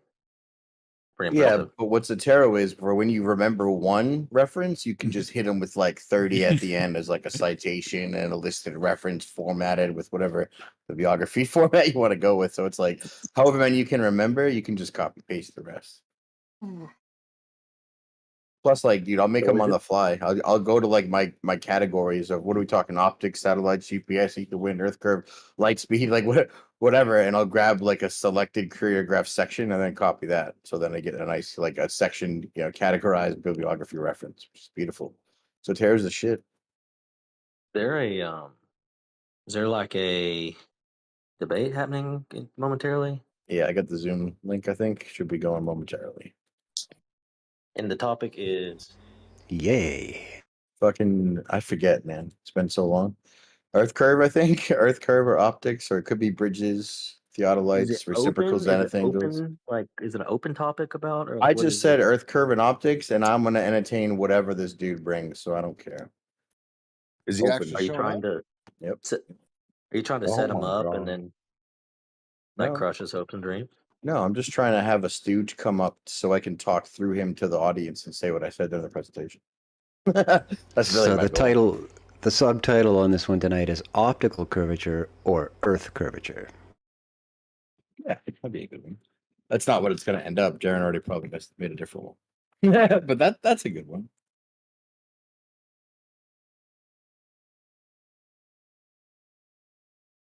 Yeah, I don't know what Jaron thinks he's doing with this like getting high like game show thing, but I'm not feeling it. I don't think anybody is. Is that like the only stream that it does? Like I could get high and just do that on my own time. Like why would I why would I make a show about that? I don't know. I don't get it.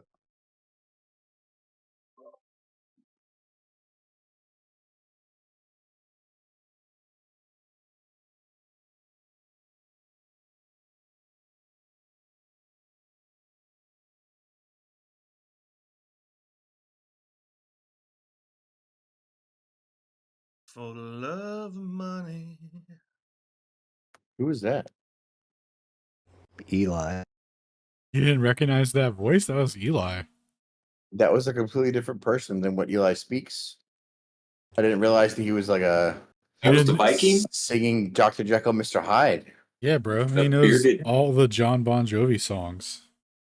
Like I wasn't looking at Discord and I heard that ridiculous sing-song voice and I was like, who that? There's no one in here. What? Is it a new person? You didn't know I did karaoke, huh? Nope. Not with that. Did not recognize you, man. Right? Yeah, we get it. I can straight up do the Backstreet Boys for you if you wanted to. Yep. I'd like to hear that. You want to hear Hold it? on, let me close my eyes and pretend that no one's here. I don't believe that you can sound like the Backstreet Boys is what it really is.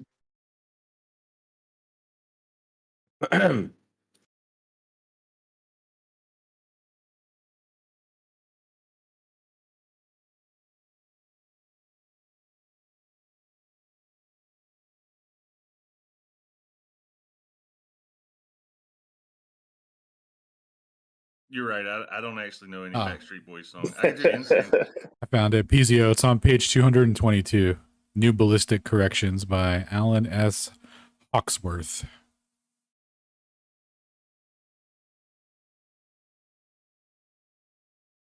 Dude, I said, Jaren's like, how do you spell this guy's name? I'm like, oh, it's Eyeval, and then Alan spelled it wrong on this thumbnail. And he's like, is it this? I'm like, I don't know. I don't know what it is. Listen, just put Dude. Jew.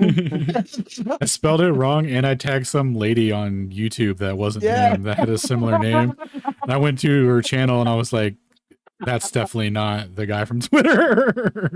I'm sorry, ma'am. There's been a misunderstanding or whatever. Yep. That's hilarious. But then she started arguing for optical curvature and I was like, what the fuck? So I don't know. He wants to know if he's a Jew. Have you heard him speak? Did he sound Jewy? I have no idea. And I don't know. Alan says confirmed, not Jew, 100%. Yeah. I just did a 23andMe test on him and his blood's pure or whatever. 96% Ashkenazi, turns out. Ah, shit. Can't win them all.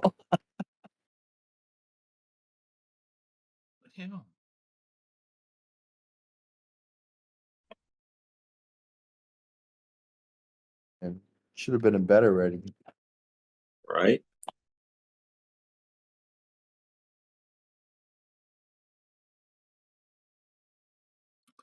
What? Some people gotta learn the hard way. I guess I'm the kind of guy who has to find out. Yeah, for sorry myself. for that.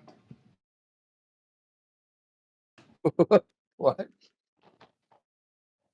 Yeah, the show's over. Y'all might have said that already, though. Yeah.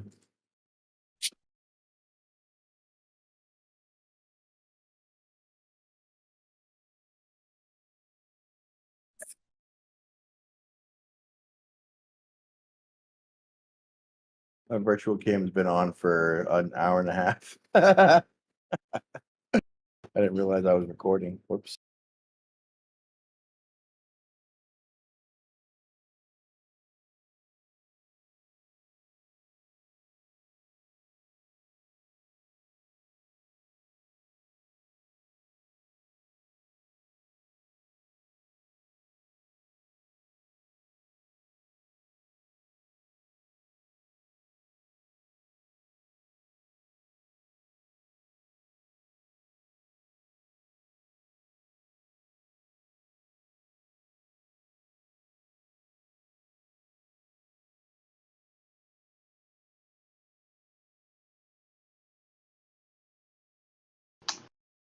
So we got no debate or what? What's going on? It's going down, man. forthcoming, I guess. Just slow. I just recently reappreciated the punctuality of Aether costs. We didn't stay up this late for nothing. Yeah, dude, I Yeah, we're on appreciate it sharing so time. much that I'm gonna buy Brushtail Coffee. It's a good idea. Should go make a pot. Penguin free since 2003. It now comes in 12 packs. Comes in 12 packs. Just slam a 12 packer of Brushtail. Improve your eyesight. Dude, did you guys hear what happened to Lily? By the way, what happened to Lily? She ran out of Brushtail and she developed a thick Indian accent. Oh yeah. Oh no, she did not do that. Oh no, she did not. It was so good on point. By the way, shout out from my dispensary drive-through. Nice. You guys have a drive? Shout out to my alcohol drive-through. Hey. Yeah, dude, I have a drive-through. You know, those drive-thrus that sold beer and liquor and stuff always kind of bugged me. I was all like, even as a kid, I was like, you know, it seems like you're promoting drinking and driving right there. Just saying. When I was, and this was probably what, 86-ish? I was like 16 years old. Went up to this drive-through. There's like, hey man, this guy will sell you booze and stuff. I was like, all right, so let's try it. Went up there and the guys were like, give me your ID. And I was like, oh shit, I wasn't expecting that move. I'm 16, you know. He's like, look man, you got to give me something. So I gave him my social security card. He's like, look at that, and he sold me the booze. I'm like, all right, it's pretty shady. I like it. For the cameras, dude.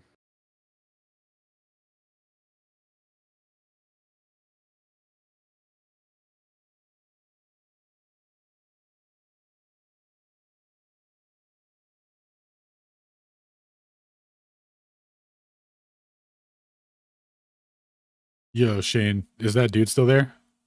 Your opponent? Yep. Nice. Well, at least he was waiting as well. Yeah, he's a trooper. He said he made himself another pot of coffee. He also said it's Nice. some weird holiday in Deutschland or wherever the hell he's from, so he's cool staying up. I was like, oh, okay. Didn't know it's 4 a.m. there or whatever. Nice. Well, I'm glad it worked out for him. How did you come across this challenger? I put out an open challenge to the internet rigs. Got to pick up all challengers. Pretty sure he came in through Twitter. Yeah. He's been he's been in the audience on Fridays. Okay. Yeah, accepted nomenclature is Charlie, by the way, guys. Yep. What the hell do those words mean? You just go full space audits dialect on me? Yes. It's just what they prefer to be called. They prefer to be called Callies. Well played. Is that the World Wide Web on a floppy disk? Dude, that's the internet circa 1993 or whatever. Levelist with the GIFs.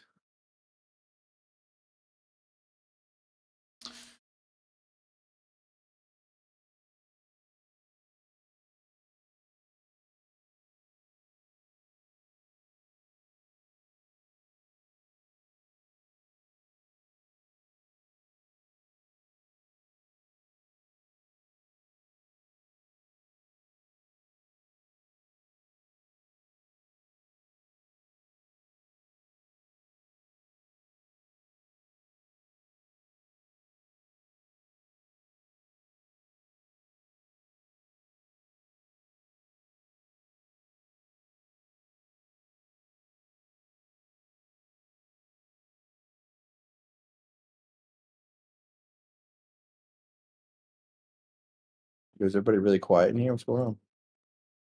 Just waiting for the thing. Yeah, I'm actually producing a little video response to Levelist there. I'm almost done. Nice. Ooh, speaking of video responses, do you have an upcoming one, Stone? Regarding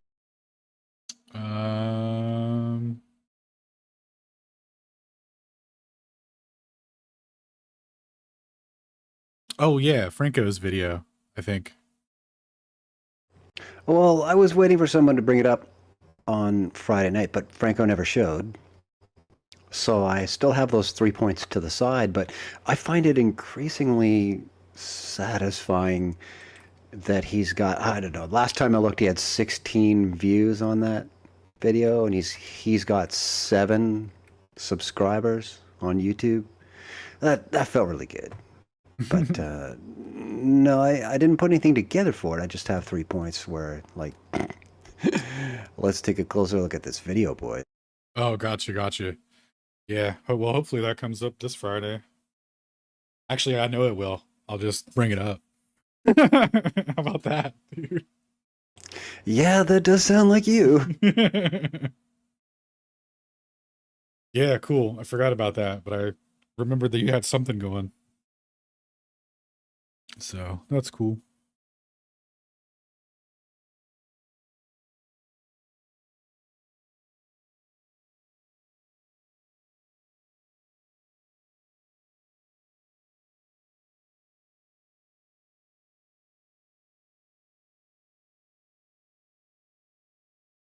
Ooh, it's nice and small. All right, so Shane left. That probably means their stream is ready. Nice. I think that's how that works.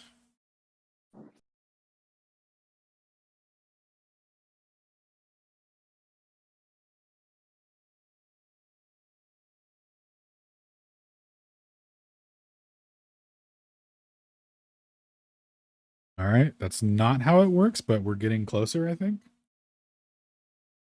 It's not how it works.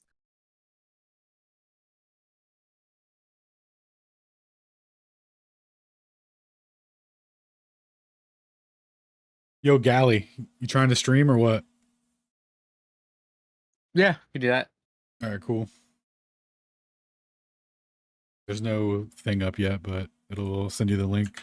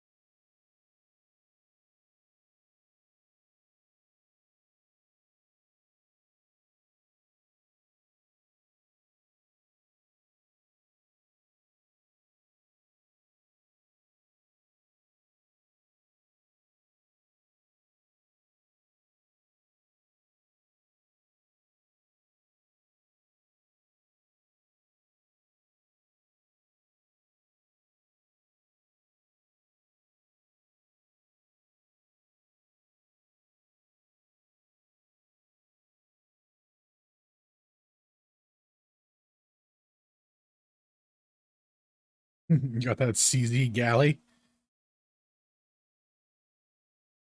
Oh, no, yeah. I use the third account. All right. I just want to do a quick sound check using the Reefer Roulette stream. Yeah, good idea.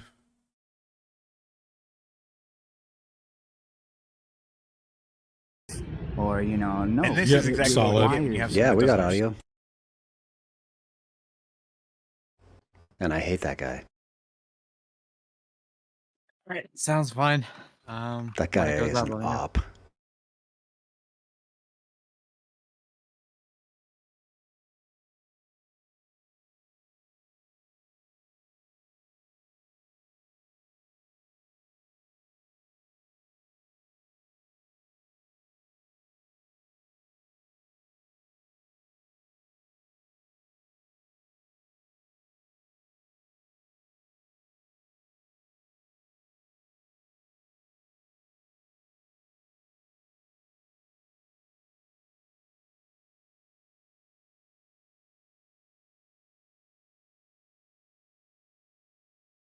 That is ironic that it looks like he's looking at the word twat waffle, which is exactly what he is.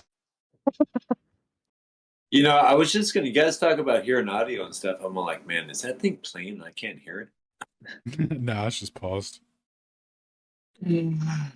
Oh, thanks for that. Thanks for that, Stone. But he does look like a twat waffle.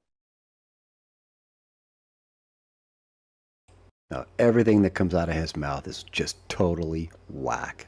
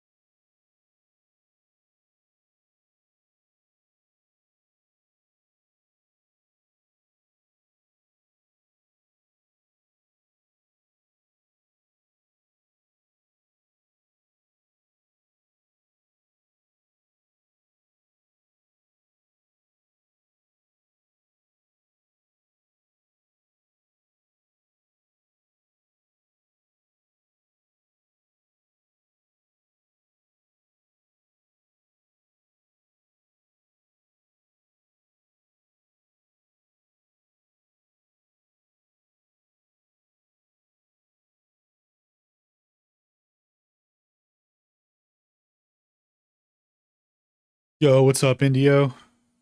Welcome, sir. Man, how y'all doing? Good, good. Dude, you sound totally different on Discord than you do on X. What the hell? I mean, on X, I have to use my phone because the browser is just trash. And then on my phone, I'm using headphones, Bluetooth. So, you know, Gotcha. right now I got a headset mic. I actually got a Blue Yeti, but I never use it. Yeah, that's what I use. Indio, do you want to sell your Blue Yeti to me? No. Actually, Riggs told me to get the same mic that Alan has, the Sennheiser. It's like 179, like new from Amazon. What? You got it for $15 cheaper than I bought it? I haven't ordered it yet. It just says like new 179. So I might jump on it. Whoop it up. It's a nice mic. I don't use it because they're so sensitive. Blue Yetis are like super sensitive. So if you don't have something to buffer it, like if you just like touch your table, you can hear it through the mic. Like just touch it. You don't even have to bang it. So they're super sensitive. Stone, do you got yours like hanging or something like that, isolated from like structure? Oh yeah, for sure. It's actually anchored on the next piece of the office, I guess, piece I put together for the corner here. So my desk is 90 degrees to the piece that it's anchored to. Yeah, and I had to foam it too. You're right. It picks up the whole room. Yeah, it's super sensitive.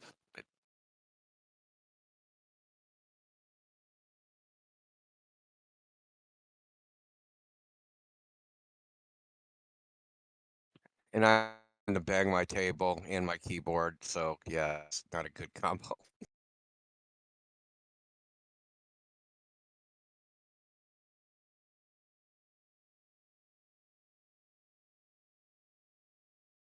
But hey, the topic tonight, the debate, it's optical curvature, something? Should yeah, be. optical curvature. Have we ever talked to this Eyeval guy before? He's been on Flat Earth Fridays a couple times. You don't ring a bell. Yeah, he's kind of like 0 tier, you know, super Orelli.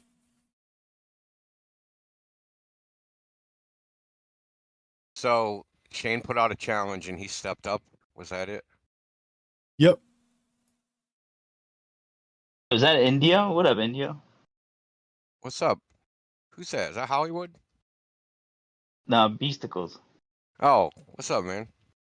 What's up, dude? Well, you're lucky you're not Hollywood, man, because that dude. Let's go to Antarctica. He's been saying that shit for like 5 years, man. Sick of hearing about it. I don't know who I the fuck didn't even that know is. he was still around. I haven't I seen thi- Hollywood in forever.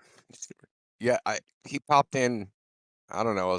Like 3 months ago. I'm like, you again? Briggs knows how I feel about Antarctica. It's useless. I thought it Well, was. without freedom of exploration, it's just, I mean, what do we even say about it? Yeah, that's. Yeah, and I mean, has no like. If what they say about it is accurate, has no discernible features that you can even describe. Right? It's just a big giant sheet of ice. So it's like, hey, I went to Antarctica. Where? That spot over there on that piece of sheet of ice. Like, you know what I mean? You can't even describe it. Yeah. There's a baby Glauber on EA who was talking about how you could freely and privately explore Antarctica today. So I'm on the fence. I think you can, because this one guy said it. Nice. Oh, certainly. It must be true then. I heard it on the internet. It's true. Yep, changing my ways.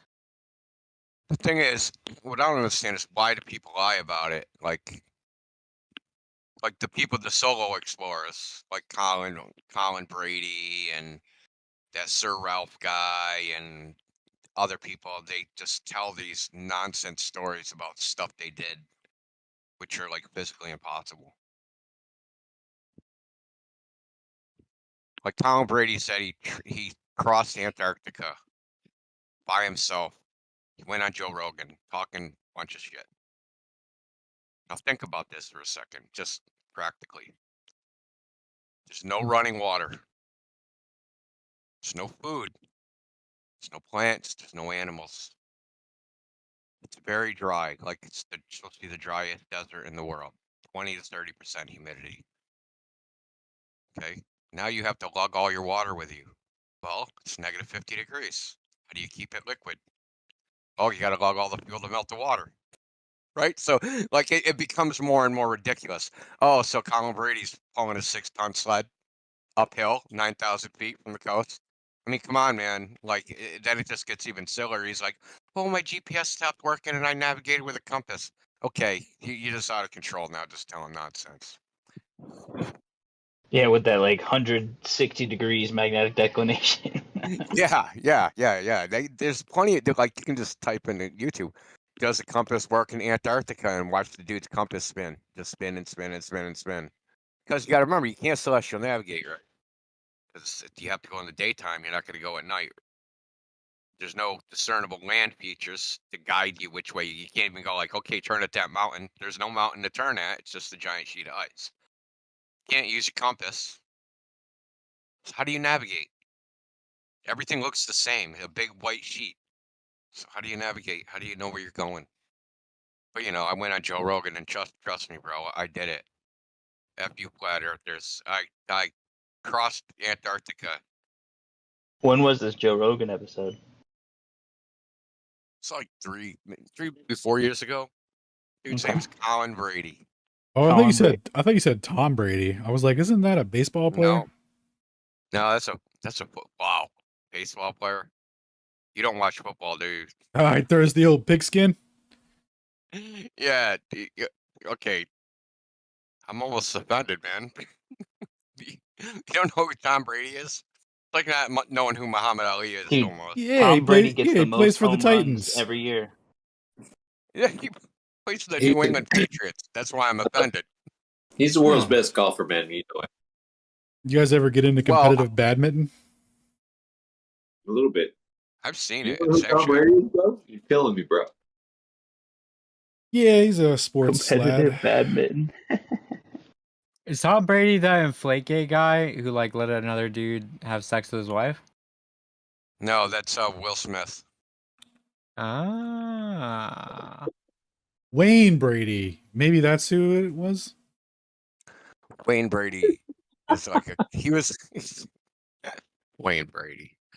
Oh, the Brady Bunch. Ah, here we go, All lads. I know is Tom Brady sold his soul to the devil. Mark my words. It's on? All right, let me switch tabs. Yeah, refresh. It should be live in 1 minute. Yay. Finally, dude. Let's go. I'm going to give the Glober postmortem, my predicted postmortem that the Glober is going to say, oh, all Shane did was say word salad. Yeah, let's predict what his argument's going to be. I feel like he's definitely going to say word salad. Is he one of those rudimentary argumenters?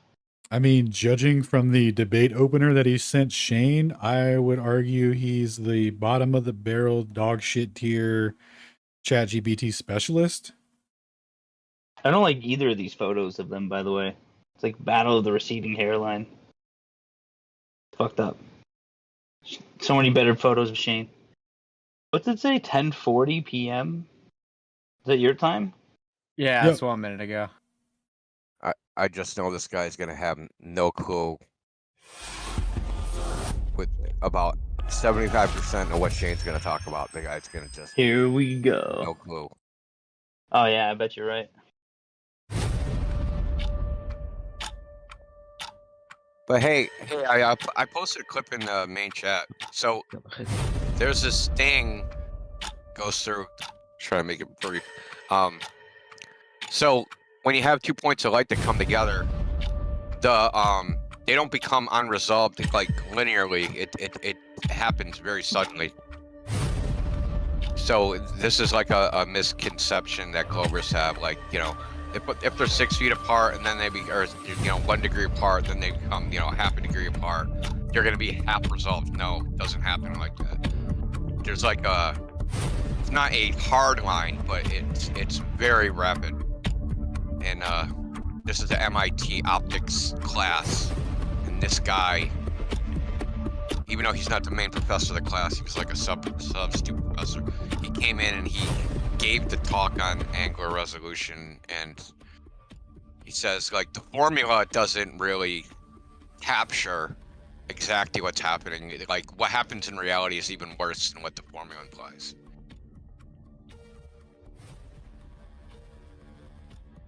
You got to remember these radar criteria, and these are fantastic scenarios, right? That they're never going to happen in the actual real world. They're theoretical limit.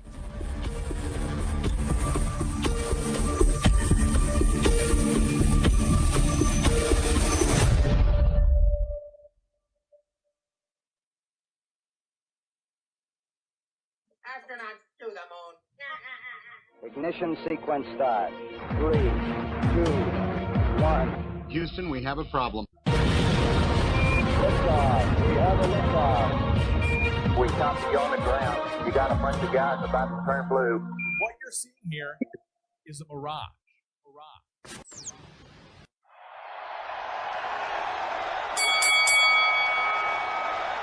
Are you ready?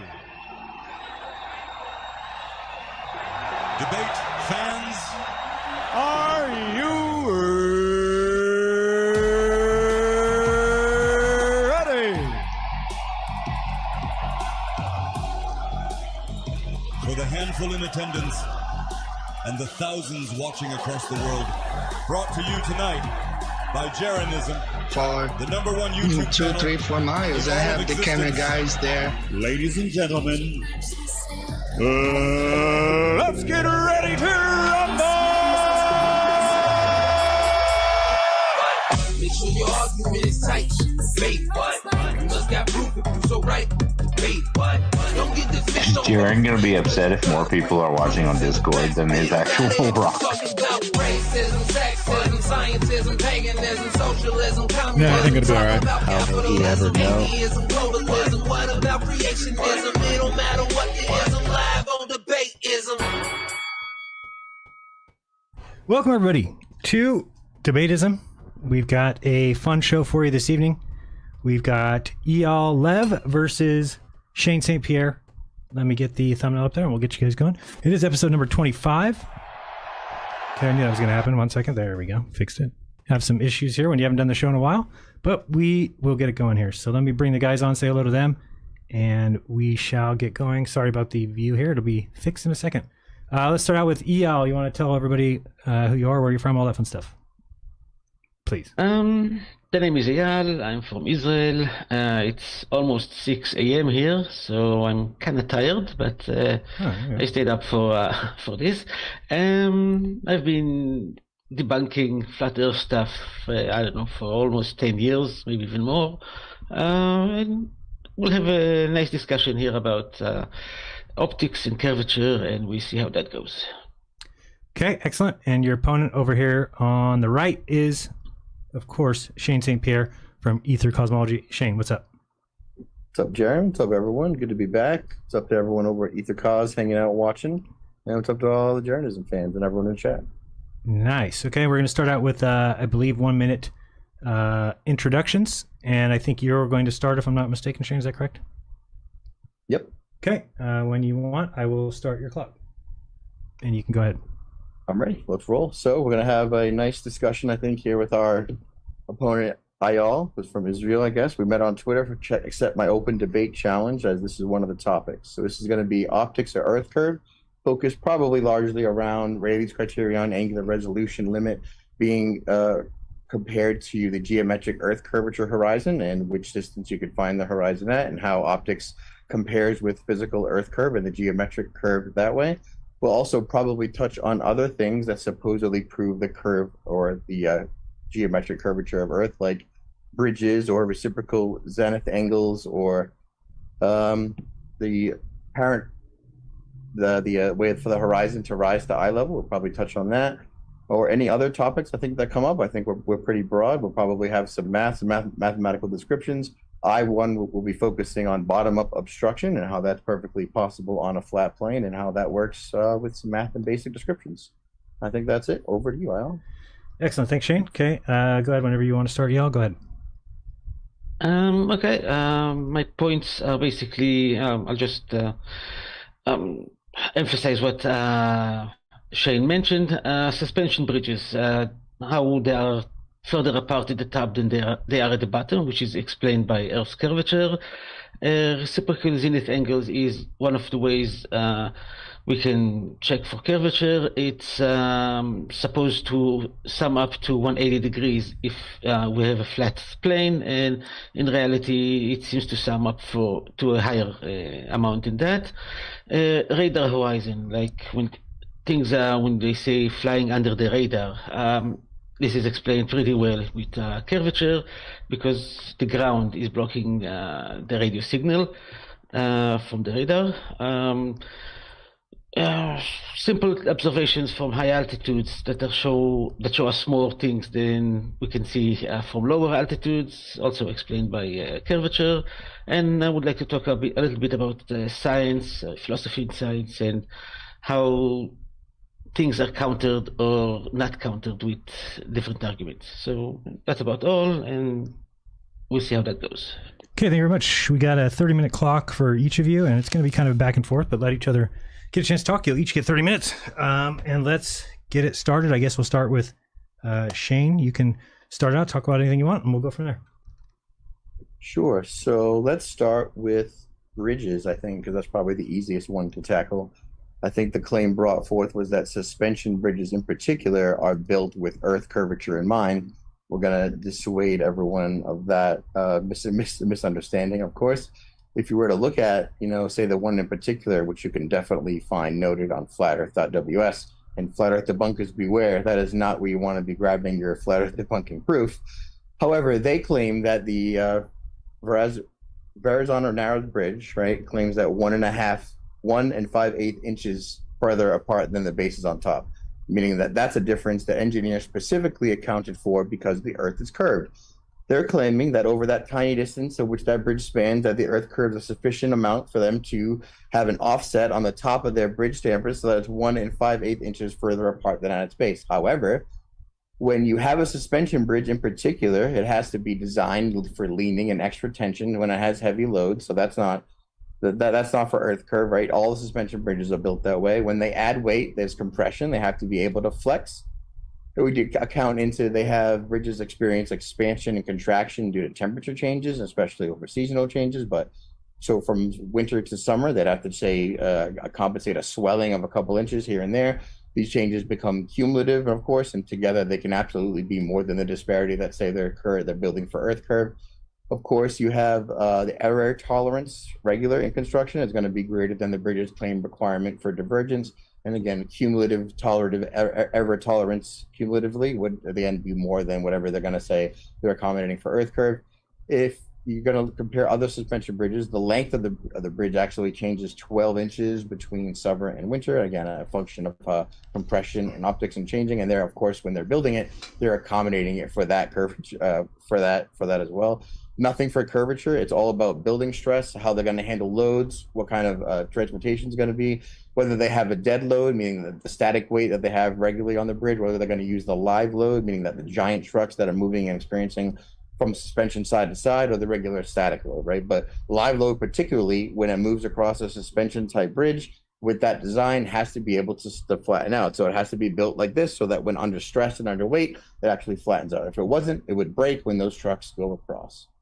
I think real quick, they also have some temperature changes. So like for thermal expansion, if you have a deck right there, you could expand considerably in hot weather. If you have a steel deck of 1,000-foot long bridge, usually it's 4.8 inches when the temperature rises from 20 degrees to like 120. So 4.8 inches of flex, if you will, between 1,000-foot long bridge. And that's just an example. We mentioned seasonal variations, but let's just take a look at the Verrazano narrowed bridge, between summer and winter is 12 inches of the expanded thermal expansion and contraction. That's way more than the claimed 1 5/8 inches that they're going to be handling to build for Earth curve. Again, not accounting for suspension. Of course, you have the expansion joints, which are filling the gaps, which actually have to be designed to allow more stress. The bearings have to allow movement between the deck and the supporting piers. You have the basic flexible connections, which maintain on that static nature, which depend on the suspension and the tension created by the towers. I think that's pretty much it for bridges. What do you say to that, Ayal? Slade. Interesting. Let me. Where's my? I'll share my screen for a second. Yeah, let's go. Okay. If someone is looking this later in the video, this is my opening statement. Just didn't have time to say all of it. So you can pause it and read it. But okay, we talked about, yes, you mentioned the same bridge. Basically, I forwarded this opening to you earlier. So yeah, you talked about the whatever bridge. One thing you said that sounds very odd. You said that the bridge gets longer because of material expansion. The bridges are anchored to the ground. Are the anchor points moving further apart when it gets colder or warmer? And I don't get how that takes place. Bridges are basically built in sections, and when the things get warmer, yeah, those sections expand, and there is a gap between them to allow room for those expansions to take place. But the anchor points, this is the towers on each side, do not get further up or closer apart because of thermal expansion. You're talking about they are leaning forward or leaning back to account for the weight of the bridge and when things get over it. But the measurement that was mentioned, the 1 5/8 inches, is measured from a perpendicular. When the towers are perpendicular to the ground, plumb. So a point from the top to the bottom, if you hang a weight, any chance we could straight turn down. out these So terrible the tower is not leaning forward or back. And two towers I don't know on if the captions two are going to edges do a are better both job perpendicular to the ground, and yet sure. the tops are further apart than the bottom, which means that they are not parallel, which means that the ground needs to be curved. Oh, turn off. You can say, well, how do we know that this is the distance between them? And I will agree that I don't know exactly how this was measured, and any sort of measurement might be at fault. And I will also agree that this statement here in Wiki that says the curvature of the Earth was taken into account, I would disagree with this statement. You don't need to account for curvature when building stuff. You just need to be aware of it, but you don't need to account for it. They didn't put the towers so that the tops will be further apart. They just became further apart when they built them. You don't need to account for the curvature when you want to put a straight railway. You just need to go straight in level to the ground, and it will automatically be curving with the ground if the ground is curving. So yeah, if the ground is flat, then it will be flat. But if the ground is, if we're talking about a globe, then it will be automatically curving with the ground. So there's no need to account for curvature. It just happens this way. So I will agree that there is quite a good question to be asked on how did they know that this distance is as it is, but that's not the question right now. We are taking this statement as is because I didn't see you disagreeing with this statement. You're saying that yes, the tops are further apart in this distance, so you are agreeing with that. And Or the if we're taking this as a given, then we have to accept that the towers is not parallel to each other. And what the curvature of the equipment Earth are they explains using this. to measure that? He said, quote, I don't know how they measured this. That was good. That was good. That was a nice rebuttal, except you just said the same thing, though. He just said that because they built it and because of the design, it absolutely accounts for curvature. I mean, the other explanations, did Nick the main one I believe in think Aether? needs to be addressed, which is when they add weight, there's Sorry to change compression, so topic. it has to be able to flex. So if a giant, series of tractor trailers are crossing this bridge and they built it to accommodate, just no stress, no can't hear tension, anybody. what would happen is when those Taylor, check joints are Galatrax's flexed, live feed. it would break essentially, Okay. right? What's up? If we're not going to say that, yeah. What do you think of that? Yeah, we're watching Shane's debate. Not necessarily. If the flexing of the road Oh, does you're not saying check, mean like- that there is okay, I thought you said flexing check. in the towers Alright. themselves. The bridges are built in sections, and they flex with the distance between those each section, not necessarily pulling or pushing the towers themselves. One can even say that if the towers are moving, This even guy a thinks bit, that they're going to be it that will cause far apart fatigue in the or that material, big which of a will cause the difference bridge on to break. accident So that like that's going to be one would say that passable the by towers are code, specifically dude. designed not to flex. But I'm not a bridge builder, neither are you. It's so funny. So You never be and aware of it. again, You never have we're to taking account for this it, but you value totally have that is to be given aware of it, but for no reason. from the start. So even when there is no tension on the bridge, so it's You got to worry about the it's a vehicles driving viewpoint over of what happens when there is weight. Well, in the first part, you said that I said that it moved. Otherwise, I didn't the say bridge would sag moved, right? What I was bust. talking about was thermal expansion, and the example I pulled was the steel deck of a 1,000-foot-long bridge. That's not saying that it's moving. Obviously, it's anchored at the top. And we were first talking about Can't build a bridge to the towers that he's talking angle about. at It's the top, just which was angled ridiculous more than 90 nonsense. degrees. But what I brought up was the What example would of a 1,000-foot-long bridge expanding by 4.8 inches when the temperature rises. That's from 20 degrees through 120. It expands 4.8 inches. So if we're saying we're accommodating an inch and a little bit more for Earth curvature, but it breathes and ebbs and flows throughout the day to 4.8 inches. You see how that's not a good argument, right? You cut out for a second there in the middle, but there is no connection at the top. I mean, if you allow me to draw him for a second, I'll just pull up paint and just to share. 1 second. We're saying that this is the ground. You want to make it a straight line. Let's make it a straight line for you. Yeah, like this. And this is one tower here and another tower here. And the bridge is basically going like this. Maybe it goes a little bit like this to allow for stress, or maybe it goes a little bit like this to allow for stress. Doesn't matter. But these two towers, A and B, are standing perpendicular to the ground at each point, and the distance measured between them, between the tops, there is nothing connecting them to each other. Yeah, sure, there is the lines, cables are going like this, but if you measure the distance between A and B, There's And if you nothing measure the connecting distance them between except for the stuff call it connecting them, bro. C and D, you get that A and B are further apart than C and D. And while both of them are perpendicular to the ground. And the only explanation for that is Earth curve. And the counter argument, the only counter argument that you can say is that one of these values is not correct, that they're not perpendicular to the ground, or that the distance between A and B is not different than the distance from C and D. So, well, shit, that drawing sure convinced me. Question or invalidate. If we're given that the distance A and B is bigger than C and D, and both of them are perpendicular to the ground, the only explanation is Earth curve. Oh, look at that drawing, man. I'm totally convinced. Did you MS Paint certified? Did you get a degree with that?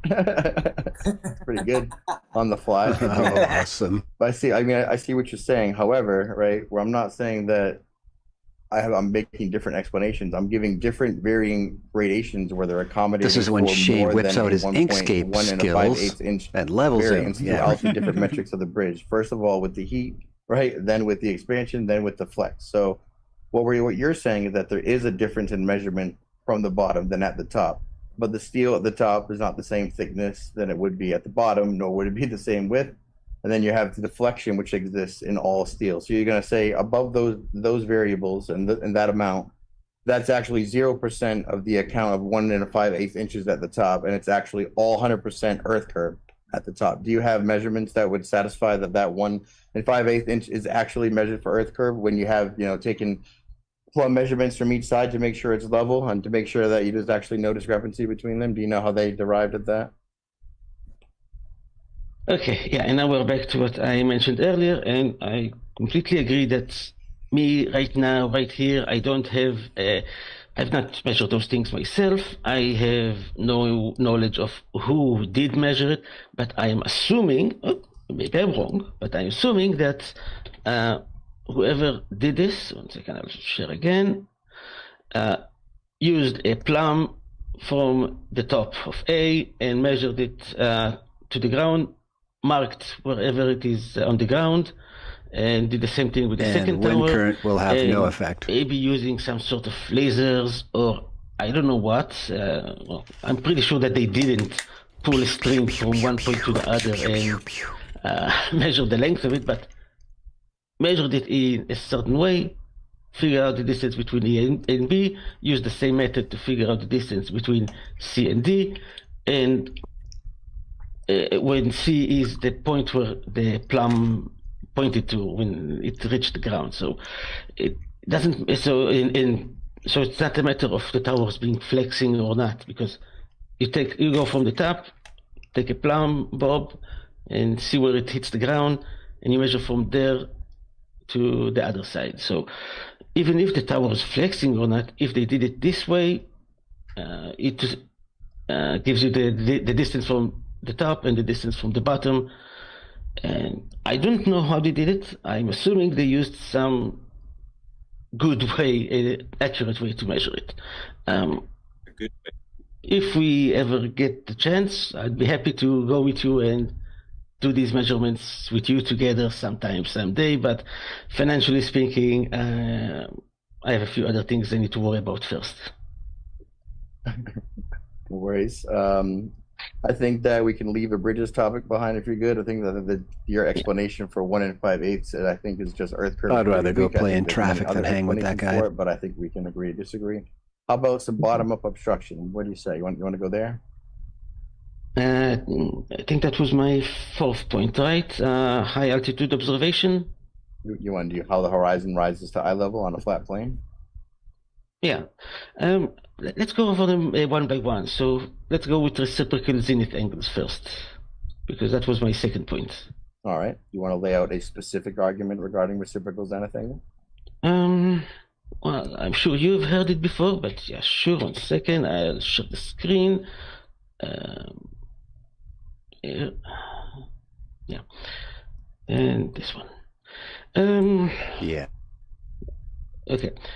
So basically, the idea is that you have a guy over here and a guy over here, and they're looking at each other, And Shout out they to are Walter measuring Bislin. how much. At that done It's a to little bit scale, difficult to the explain distance in between this those image, points so is I'll about like 1,200 pull up my miles. paint again. And we'll go with the flat ground first because that is easier to understand. So let's see, this is the ground, and we have a person over here. And the nice thing about a reciprocal zenith angle is that you can have them at different altitude, and it will work the same. Oh, wow. So you have the two people here, and they are measuring Oh shit! Reciprocal bridge the angle angles between into theodolite. zenith and Nice. the other person. Now zenith is basically when you Space look laser. straight up. So they measure this angle on one side, and they measure this angle on the other side. If we're on a flat plane, and it doesn't matter how far up one of the person is or how low the other person is, these two angles should sum up to 180 degrees. The reason for that is a little bit of geometry or math, but basically, if these two lines are parallel, then these two angles are the same, and this angle here is the opposite of 180 from that angle. So this angle plus this angle should be 180. However, if the ground is curved, we have something like this basically, and this angle plus this angle will not be equal to 180. So that is how we can know that, well, actually this example doesn't show it very well, but I'll try to draw it here. Flat ground again. If here we have this thing, and we have person here, and we have the other person over here. The zenith for each one of them is like this basically, and the angle between them is this, or this is the line between them, and the angle here, obviously plus the angle here, is more than 180. So on a curved surface, or on a globe, the reciprocal zenith angles, the sum will be over 180, and this is how we can know that we are not on a flat surface. Unfortunately, And, they're standing on I the can later beam maybe in show Chicago. the links that I'm using here, but there are several measurements done by transcontinental triangulation of whatever, and you can see that the sum of the two angles are almost always, actually they are always more than 180 degrees. Now you could say that refraction has a part in this. The thing is that refraction actually makes it worse. Refraction will make this angle less than, will reduce the angle.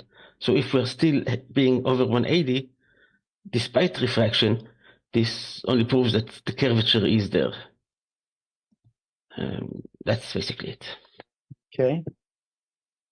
That's cool. That's a pretty good layout of the argument. Let's see if I can share database. Let's share the database. Not being shared. All right, cool. So the basis of reciprocal zenith angles, of course, as you outlaid it, is that they make measurements greater than 180 degrees. Do you happen to know the degree to which they are greater than 180 degrees on average? Well, it depends on the distance, basically. Certainly does. A directly proportional relationship to distance. If it's 60 nautical miles, it's 1 degree, and if it's a fraction of 60 nautical miles, basically for each nautical mile, it's 1 minute of a degree. When they're measuring reciprocal zenith angles, and they're measuring in arc seconds above 180, the typical Earth curve measurement verification is like 14 to 18 arc seconds. But there's a paper here that I like to reference. It's one of my favorites. It's called Monitoring of the Refraction Coefficient in the Lower Atmosphere Using a Controlled Setup of Simultaneous Reciprocal Vertical Angle Measurements. And it's from the Journal of Geophysical Research. There's a couple of different people named on it. But essentially, their experiment is to test the refraction gradient that you just so eloquently said actually only hurts the reciprocal zenith angles argument. But their angle was to test the refraction angle of terrestrial refraction at a typically above, grass surface, right above where you take reciprocal zenith angles measurements. And they apply the known method for simultaneous reciprocal vertical angle measurements to derive the coefficient of refraction, mostly known as K, right? So we know that as the 0.13, but they're going to test if the 0.13 is adequate for the measurements that they're taking, especially regarding trying to differentiate Earth curve between a variation of 14 to 15 arcseconds. So what they found when they did this is that when they not only allowed the determination of refraction independently, but they assessed the measurement errors from each pair.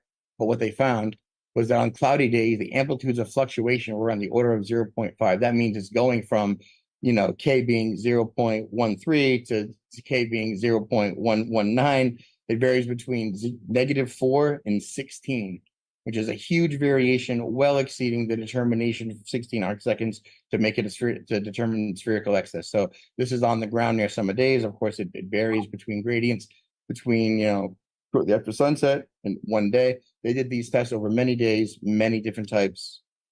Their overall determination was that they were unable to say that 0.13 was sufficient for determining these. The actual measurements would far exceed a discrepancy. So when you go to comparing, say, 0.13 and 0.14, even that isn't really comparable, because even when you go to 0.17 and 0.15, you get a huge difference. If you look at 7/6R, the typical downward bending refraction gradient, that's something like 0.19, I think. So that's like a 22% difference just based off the 0.16 to 0.17. So when we're taking measurements of arcseconds in tiny measurements like that, then we really need to be careful that we're not measuring in degrees bigger than the error margin for reciprocal zenith angles. You did mention another American arc of the parallel, which is a brief triangulation. I just want to get into that real quick, because they do use the same method of theodolites and total stations and taking reciprocal zenith angles based off optical measurements. But what they don't tell you is all of the corrections that they have to make to the geographic long lat system, which happens to be the most important part of their measurements when they get over to it. Let's see here. Let's switch this over. Switch. How do I stop share? Stop share or stop share. Switch share. There we go. So if they needed to do geodesic surveying, or to do the Earth's dimensions must be known, because they make computations back to this coordinate system when they make corrections. We talk about this rather frequently. If we go over to this, there we go. This is from the American arc of the parallel. This is from the table of contents. What they make is ridiculous amounts of corrections to long lat tables, to astrogeodetic tables, to astronomical measurements, and they have star catalogs where they make latitude, longitude measurements, which of course are pure on a spherical graticule based off of angles from the stars. They have these measurements for various longitudes. They're doing corrections directly to the long lat system for the American arc of the parallel. So all of those optical measurements above 180 are directly resultant of these corrections when they put in, because the first thing that you should know is that when they start the American arc of the parallel, the corrections have been introduced for the first time, and the entries that they're putting there are actually already been corrected. All right, so they said, although the number of stack catalogs have been greatly multiplied, they are making more corrections. So let me find out where it actually specifies which spheroid model they're correcting to. In this case, they changed the model midway. This is page 837. They had adjusted their spheroid and reference spheroid from which they're going to apply the direct planar measurements to. Of course, when they throw it out, they don't, if it doesn't comport with 8 inches per mile squared, these measurements get thrown out. And when these geodetic differences are mentioned, if right here, rejecting all issues greater than 8 inches per mile squared. So if they choose their Clark spheroid model and it doesn't comport, they choose a different model until it does comport. They throw out all of their measurements. That's how they get so nice and clean. This is on page 18. It says, for the first time, corrections have been introduced, right? So they're trying to correct the long lat all the time. So that's the American arc of the parallel with the various corrections to geographic long lat, and then the basic refutation to reciprocal zenith angles with the coefficient of refraction not being sufficient for accommodating spherical excess of 17 arcseconds. Where did they mention something about 8 inches per mile squared? Can you show that for a second? Because that would be surprising to see that they talk about that. You mean in the American arc of the parallel? Yeah, 8 inches per mile square. I'm not saying that they don't, but I would like to see it if you can. Yeah, let me share it again.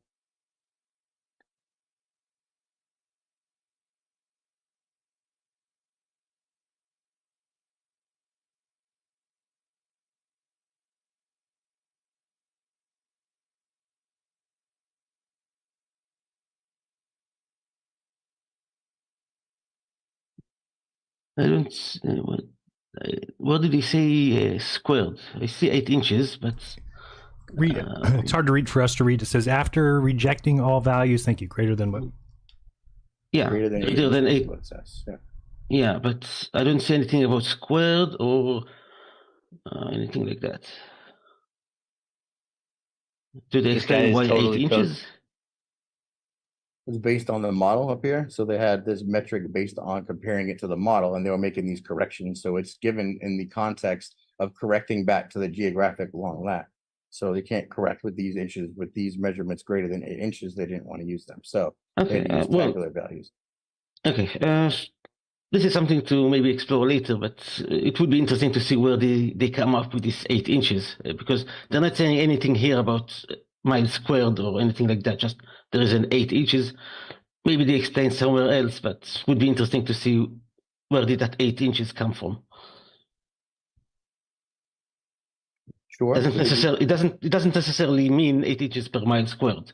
So that was my question. But okay. What else could regardless. it possibly mean? So basically, your refutation is saying That's that we don't gripping, man. know how they did it. We think they did it inaccurately. If it was me, I would have done it better. That's basically what you're saying.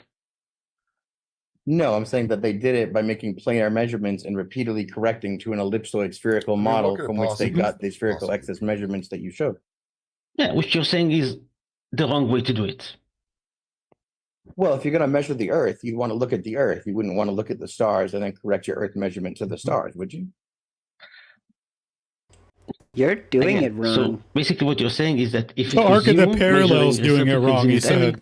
angles, you'd have done it differently than the way that the American The thing arc of he the parallel referenced did. before he knew. Basically, again, that you would measure it differently.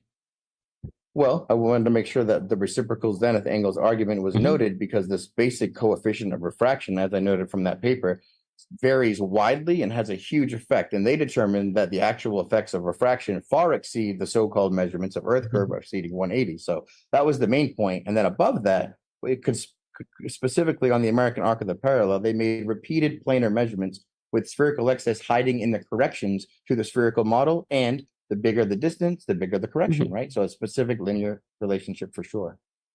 Okay, it's something to look into maybe some other point later. But basically, the question is, what was the actual measurement that they did before the correction? And okay, me and you we don't know it just now. Maybe we'll have to look into it deeper or get an expert that can tell us what exactly was the actual measurement without the correction. So All right, you want to move on?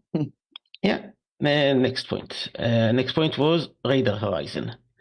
Let me just share my screen here. There you go. Sure. It should do it, yeah.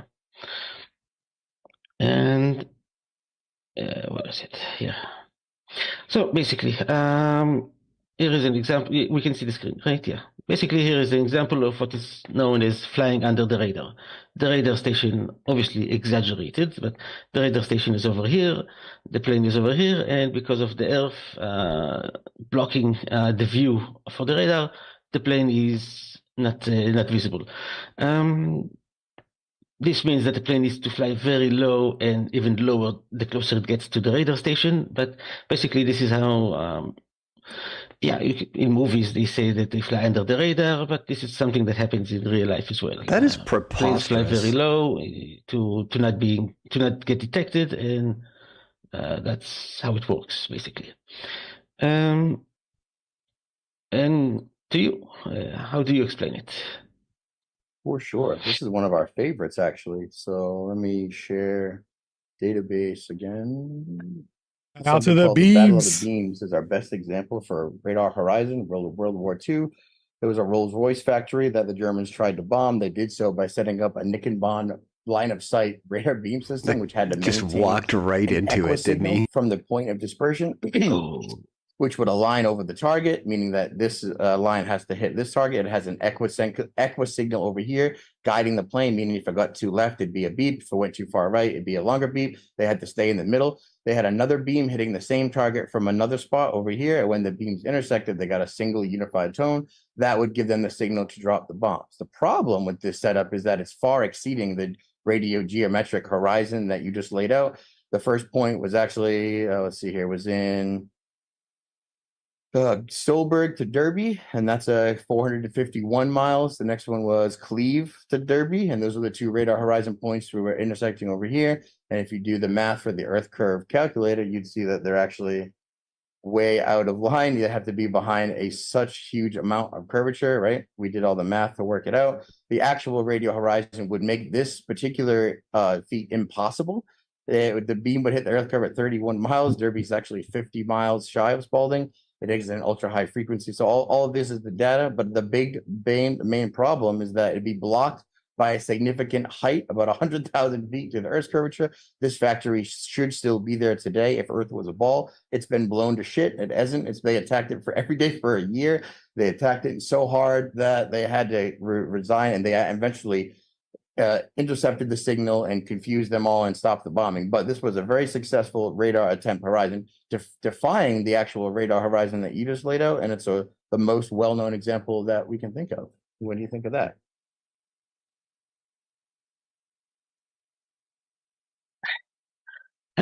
I see you have a screen there with radar with radio signal bouncing off the ionosphere. Does that have anything to do with it?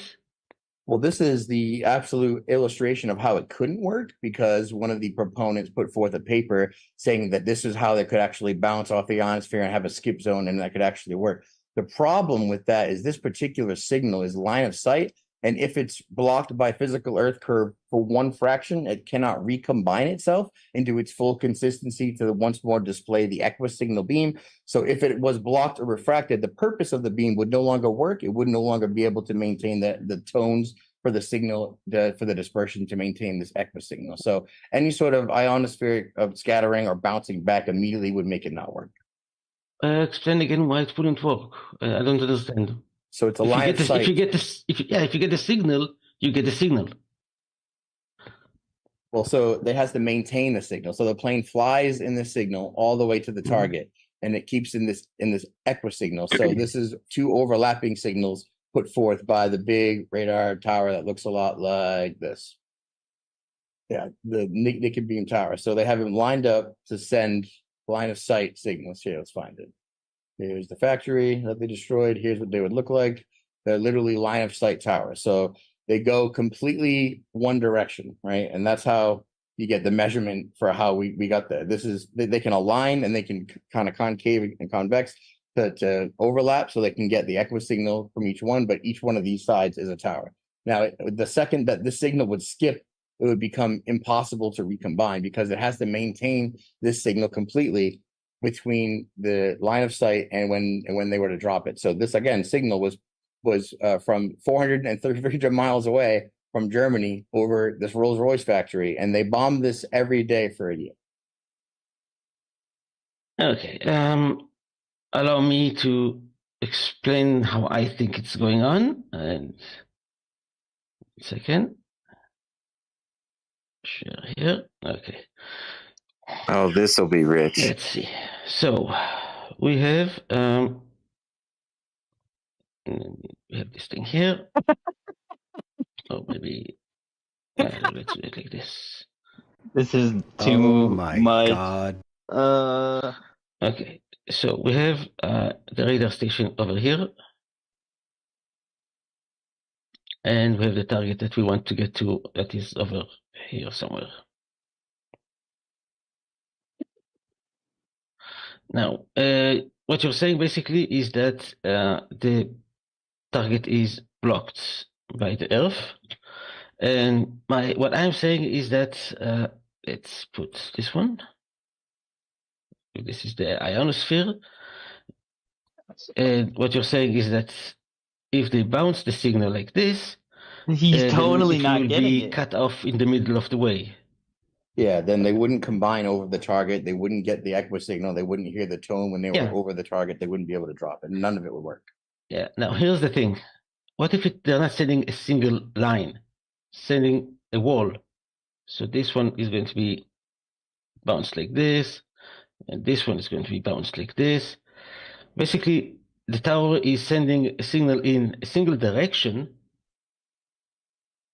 over ground, but it's sending it up and down in the same direction.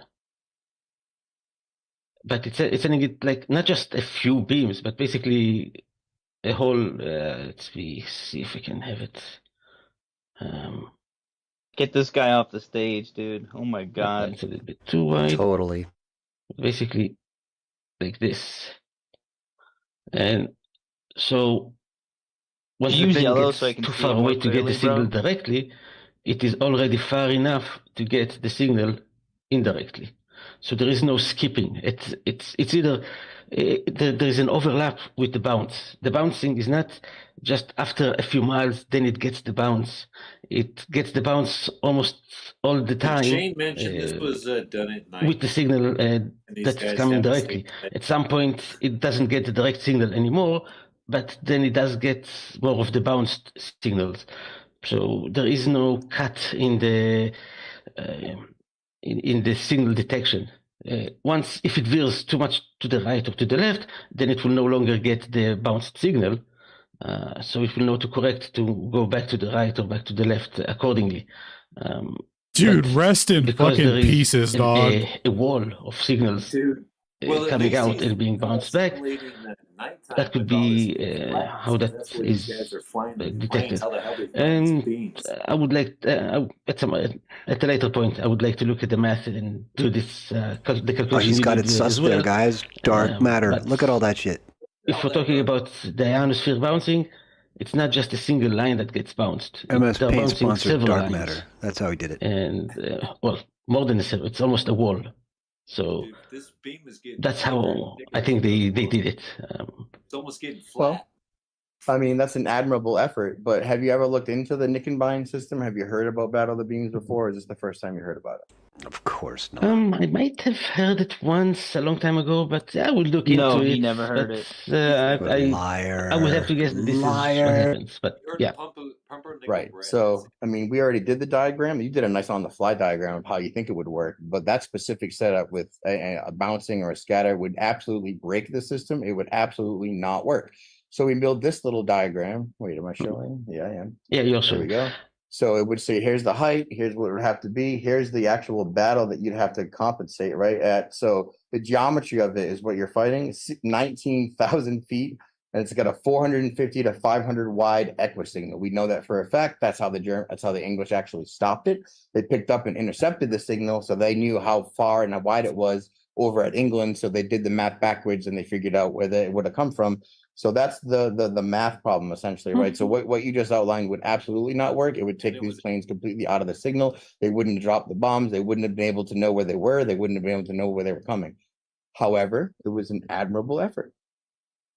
I didn't understand how it would take the planes out of the signal. So the way that the system works is they need to maintain in the signal completely. If they leave the signal, then they can't hear the dome. They don't know where they are. They're essentially flying blind and dark in this. So they need the signal from the point where they enter enemy territory, essentially, until when they drop the bomb. And when they drop the bomb, they intersect the second signal, which gives them the final tone to let them know to drop the payload. And then based on the map and where they are and the geographic long lat, then they're going to know exactly where they are. So they need to be in the signal the whole time. If it was to be bouncing and it was to enter a skip zone when they were over the city and they stopped getting the signal, they would freeze and not know what to do.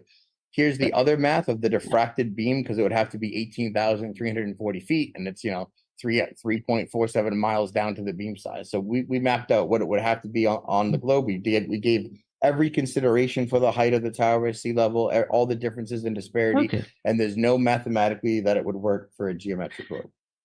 the thing that you didn't understand from my explanation is that there is no skip zone. There is no time that it no longer gets the signal and then has to fly blind.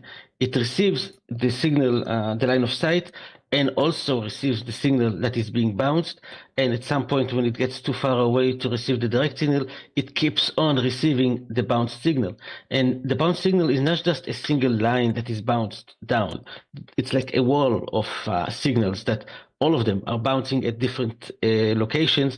So the plane is always getting the signal, either the direct signal or the bounced signal. So the only limitation is this. Let me share again. Yeah, no problem. The only limitation would be, see if I can undo all of this. The only limitation, it's overscale it like this. Why did he undo 30 times if he was just going to start clean? Here. So the limitation is that if the tower, let's say, is over here, sending out the signal. I'm glad he's wasting his time drawing. Something like this. So the tower is in Australia, and you're pinging somebody in West Africa. And basically, that is the limitation. If the target is over here, it won't be able to get it because this is as far as it can get the bounce signal, because this bounce signal is blocked by the ground over here. The original signal is blocked by the ground over here, bouncing over here. At least he's not talking about diffraction. So if the target is over here, we will not be able to hit it. But if it's over here, the big X of doom. Great rebuttal, so bro. This is the limitation for my method, and all the other. You didn't even change colors. Where's the wait. Is this showing radio waves? Signal that gets bounced here is also here. No, there is no skip. He's showing zone. skip.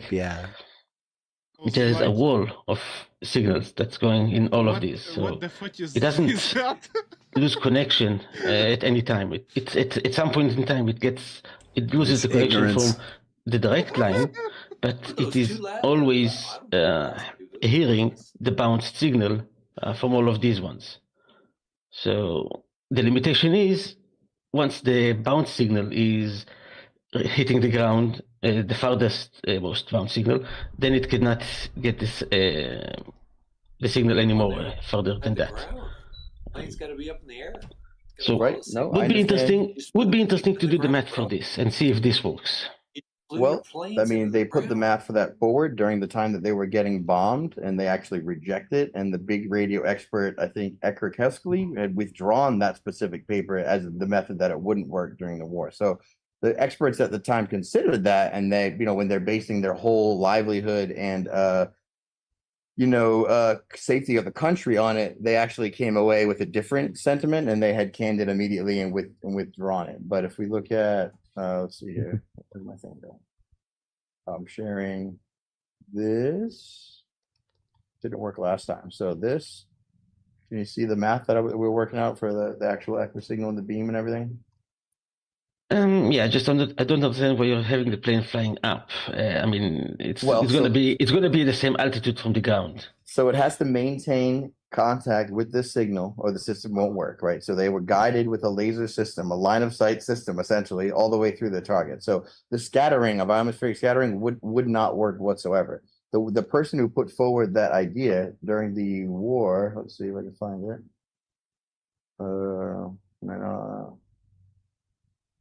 No, there it is. Yeah, but obviously this is not how it works. Yeah. Well, this is what you just proposed, right?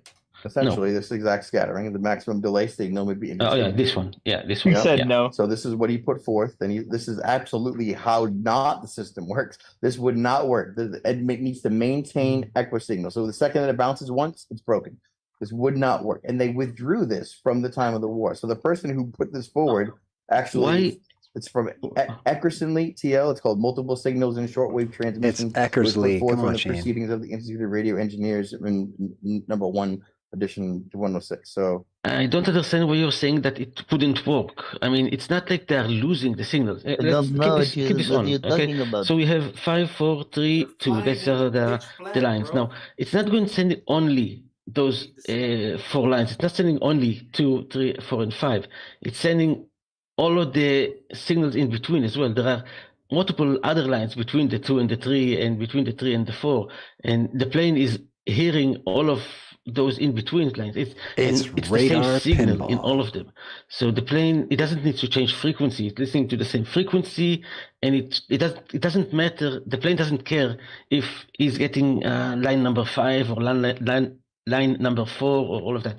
He's getting the same signal over the radio on the same frequency, and that's how it knows if it's on track or not. It doesn't care if it's a bounced signal or a direct signal. It doesn't even know if it is that or the other. Well, no, they know. They specifically measured it at the equisignal range. So they measured it at 450 to 500 yards, 270 miles out. So that can't happen if it's bouncing, right? It was made to adjust to the equisignal. The whole bounce argument is null and void. However, did you want to go on to bottom-up obstruction?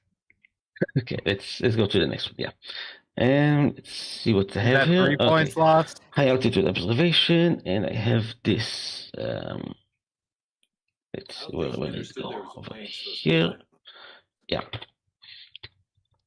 Okay, and I can share. Yeah. Okay.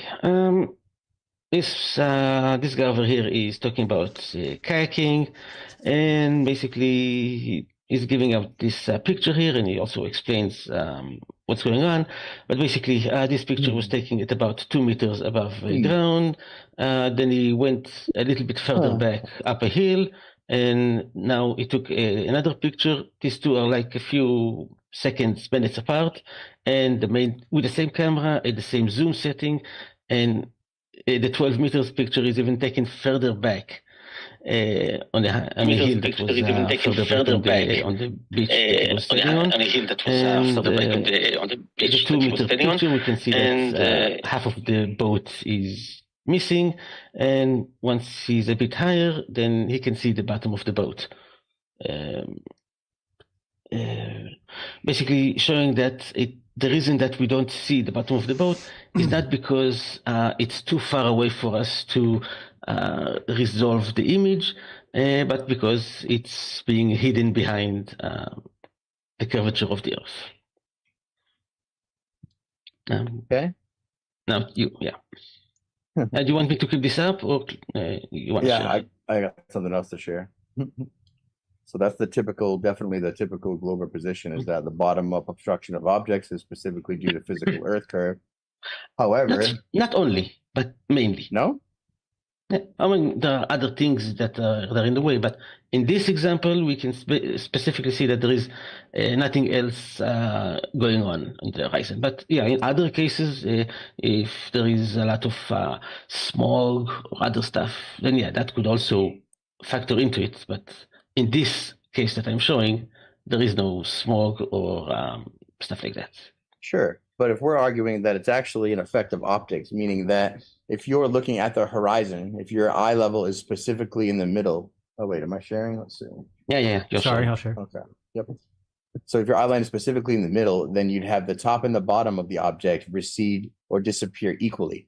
Or in other words, equal angles disappear equally, but unequal angles cannot. So when you're in the middle, exactly in the middle, like over this on the illustration, if you're in the middle of the bottle over here, then you're going to have equal disappearance. If your eye line is closer to the bottom, you're going to have a much shallower angle to the object for the horizon for the bottom half than the top. And the unequal angles then will decrease unequally, meaning the bottom will decrease at a steeper rate than the top, and you would have what is called optics at bottom of obstruction. This diagram right here shows exactly the same thing, is that unequal angles cannot disappear equally. And if your eye is not specifically in the middle between the top and the bottom limit, then of course it will disappear it'll disappear quicker to the edge which your eye line is closer to. In this case, it's almost always the bottom. If your eye line is observing the horizon, then the bottom angles will increase equally. If you want to look at this GeoGebra model, essentially is showing you the same thing.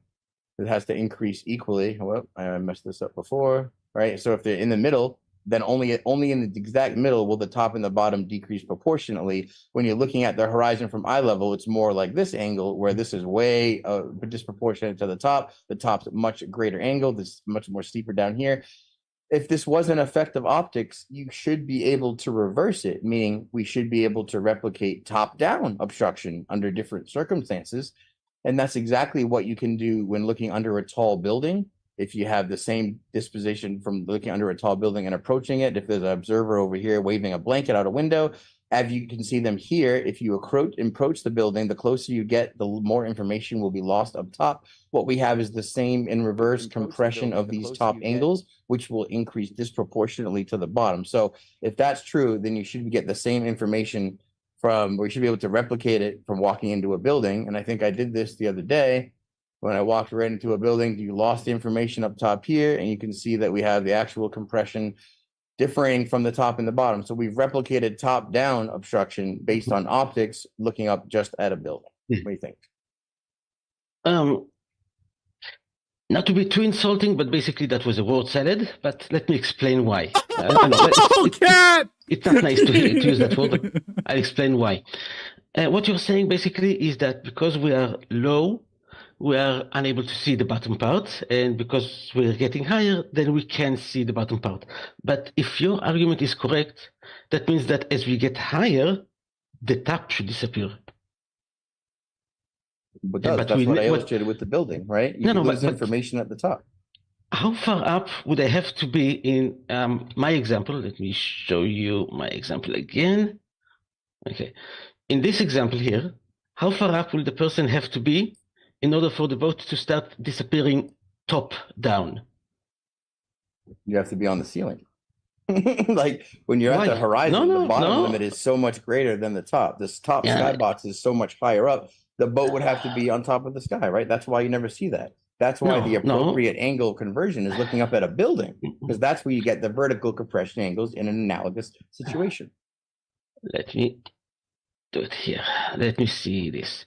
Let's say we have this flat plane again, and we have our guy over here. Let's make him very small this time. Do this one. Okay, we have this. Let's say this is our guy. This is his eyes, very big eyes, and this is our boat here. A little bit under the water, but mostly here, and make it a sailboat, like a number 4. Okay, so because the guy here is very low, you're saying that's the reason this part of the boat is disappeared, because it's below the eye level of the guy. Now, if my person was up here, let's say this is his eyes, then for the same reason that we don't see the bottom of the boat for this guy, then this guy should not be able to see the top of the boat for the exact same reason. But that never happens. It doesn't matter how up you go, the top of the boat never disappears. He'll just be able to see more of the bottom than the person on the bottom, right? Yes, but the top never disappears. So that means we're not changing the angles, right? You're not changing the position so that the top skybox is the same proportion closer as it is on the bottom horizon. That's nowhere near the close. You just put a guy at 100-foot observer height above where the guy was. Of course, he's going to see more of the bottom of that was been obstructed. He has a higher observation angle. One of the main things that affects where the angular resolution takes place is height of observation and the size, right? So you get distance and height. But the building example, when you're approaching a building from underneath it, you have the same vertical compression taking place in reverse. And in that case, the loss of information does occur in reverse. It occurs top down. You lose the topmost floors as they compress quickly. The points of resolution between the top floor and the one below that, you want to say those as angular resolution and Rayleigh's disks. Then when they compress to become one, the information that was differentiable between them becomes unresolvable. Therefore, the loss of information would be, instead of at the horizon, would be vertical at the top. And that's what the building shows specifically, meaning that the loss of information at the bottom horizon must also be an optical effect. Okay. Let me explain it like this. We have these two observers, one up here, one down here, and there are two features on the boat. One yellow window, that's pretty low, and a green crow's nest at the top of the mast. Now, you agree that this guy here, the low guy, he will be able to see the green nest, but he will not be able to see the yellow window because of your explanation that shallow angles and all of that. Now, Now, the resolution limit of optics, sure. yeah. Now, consider the top guy. Now, Yeah, the he's like, same all of thing that, that let was me true show for the you low what it guy is true for the top guy about the crow's nest. Because if the low guy cannot see the low part of the boat because of low angle of resolution, then the same is true for the top guy that is at the same height as the boat. Let's say the boat is like what, 50 meters high? That's a very tall boat, but the same amount of height that the boat is, this guy is, it could be like at the top of a building or something like that. Buildings are as tall as boats, right? So he's looking at the boat from the top of a building. Then, since the low guy could not see the yellow window, the top guy would not be able to see the green crow nest.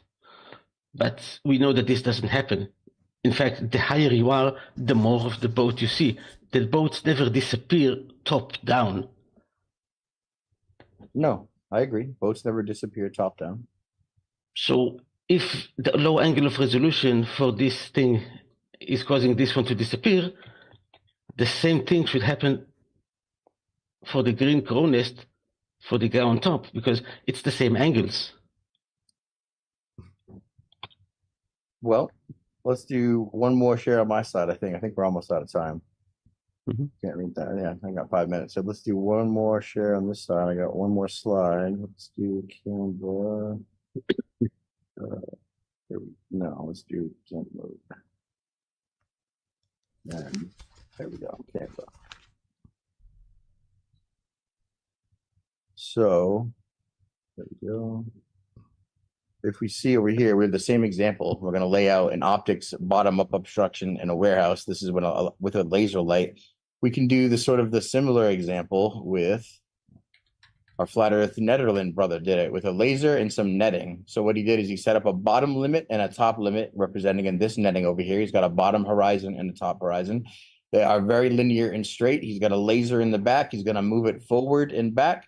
We're going to mimic the sun rising and setting. We're going to also mimic the bottom of the sun disappearing first due to the exact limit that I just went over, meaning that this observer is lower to the bottom horizon. So when this starts to meld and go below this, he's going to start to see it merge into this horizon and then disappear. So right here, you see the bottom obstruction, you see the lower angles compressing on the half of that little light, and we see it disappearing bottom up. And also, we're going to see it fade away into nothing. So we're going to see mimic the sunset, bottom up obstruction on a flat plane. What do you think? Yeah, first of all, we don't see it disappear into nothing. We see that the net is blocking it. Now, several issues about this. First, fields and warehouses are not flat. They are curved to allow for drainage. This is also true for free wall field, and so that's one thing. Another thing, we have no way of knowing if these nets are in fact parallel, and we have no way of knowing if they are level. They could be angled, even if by mistake. Here's another problem. They cannot be parallel and level because they have weight. And if you take a string and even you try to with your own hands, it will always have a little bit of a curve to it. Try to pull it even stronger, it will still have a bit of a curve to it, especially if it is a very long string like what he has there, like 5 meters or something. It will always have like a curve in it. The only way to avoid seeing this curve is if you have one end a little bit higher, and then there will be a little bit of curve, but it will be it won't bend down below the starting point, right? So that is a possibility of what happened there. So without being able to test it, we cannot really say if he did it correctly. It's time right there. Well, all right. You got time left, Shane. Nice. Okay. I was going to wrap it up with Skunk Bay because we have this famous time lapse of this, 1 hour. This is 1 day of the time lapse, and we see the horizon. Not only is the horizon line changing and ebbing, but all the buildings in representative size are shrinking and contracting and expanding. And if we were to look at this over a certain time frame, we'd get something like this, where we have all this compression and high compression over various days. over a time lapse, we see various heights of objects, various thicknesses, compressions. What that means is if you were to overlay them, they were all at different heights. So if we're going to make arguments based on the bottom of objects being obstructed due to Earth curve, but then we have just one day, we must have a wobbly Earth curve for this to make so many different changes. Or we could have a horizon, which is a function of optics, which is literally defined as where the sky appears to meet the ground, and therefore, as a function of optics, would be variable based on the various attributes: wavelength, diameter, aperture, focal length, observer height, atmospheric opacity, light attenuation. All of these things will have an effect optically, especially in concentrated at the surface. So that's why when we say when we're looking at observations like this, the bottom of object should take a back seat to the tops, right? The bottom of object should take a back seat to observing the tops, because there's too much distortion near sea level to make sweeping claims unless refraction is at a minimum, and here it's at a maximum. As an example, if you look through the lines here, this is exactly what we're saying. So when we're looking at bottom obstruction is a function of optics. We have proved it, I think, because once we can mimic it going on a horizontal line, then you should be able to mimic it vertically. And you can absolutely mimic it vertically, because what's happening in one area is definitely happening in another, right? If we have this horizontally and losing information as this compresses... we can see it, yeah. Took a few minutes to load, yeah. And then when we go up, we can see that we're losing information at the top. So again, anything to do with replication, right? This is horizontal. This is what we're happening. This is what I'm saying happens to the boat. This is what I'm saying happens to the sun. And when we take it into practice, we should be able to reverse it and replicate it. And look, lo and behold, the top floors have become compressed way faster than the bottom. I've lost visual information to be displayed up here. Honestly, that's pretty much it. I think I'm pretty much burnt out. Okay. There is something. Do you guys want to do any outros or? Yeah. Let me just reply a few things. What do you want? 2 minutes to do an outro or what? Yeah, something like that. Okay. 2 minutes, whatever. Go ahead. Okay. The thing about a very interesting way to check things out is, like you said, to look vertically, and that can be a few interesting experiments to do. Using buildings for it is not a very good idea. Most buildings are not perfectly perpendicular. They are tapered inward, so they don't fall. So that's not exactly a good way to do it. But if we could construct something when we have a beam that is very high, they're not we can straight maybe enough do some buildings, sort of test about that. But that's beside the point. What I would like to, with a few minutes I have left, to talk about is the philosophy of science. And basically, in all of this debate we had here, you did not disprove curvature. You provided, or at least you tried to provide an alternative explanation to what we see in curvature. The thing with science is that having an alternative explanation is not enough. If you want to debunk curvature, if you want to say that the reason that there is bottom-up abstraction is not because of Earth curve, you need to debunk Earth curve. Providing another explanation that can address all of those things is not a debunking of the curvature of the Earth. And what I have shown is that your examples are lacking. They are interesting, imaginative, but when scrutiny is applied, we see that they fail in many different ways. Now, I will look into this battle of the beams that you mentioned. He's just and I will talking see out if of my his ass. explanation fits to it, and I will see what other explanations there are that explain it. But basically, I'm sure it makes him everything feel better. we've seen here does not debunk curvature. It just, at best, provides an alternative explanation. Thank you, Al. Thanks. That was right on time. Go ahead, Shane. 2 minutes. Yep. So I think we'll wrap that up nicely. I think we talked bridges. I think that a 1 5/8 disparity at the top, I think we can safely say can be covered by other varied means of contracting or expanding, weight loading, having a tension be brought to it, all of it, the seasons changing, all of those things I think explain bridges. I don't think bridges are a good proof of curvature of the Earth. I think there's a reason why only FlatEarth.ws uses them.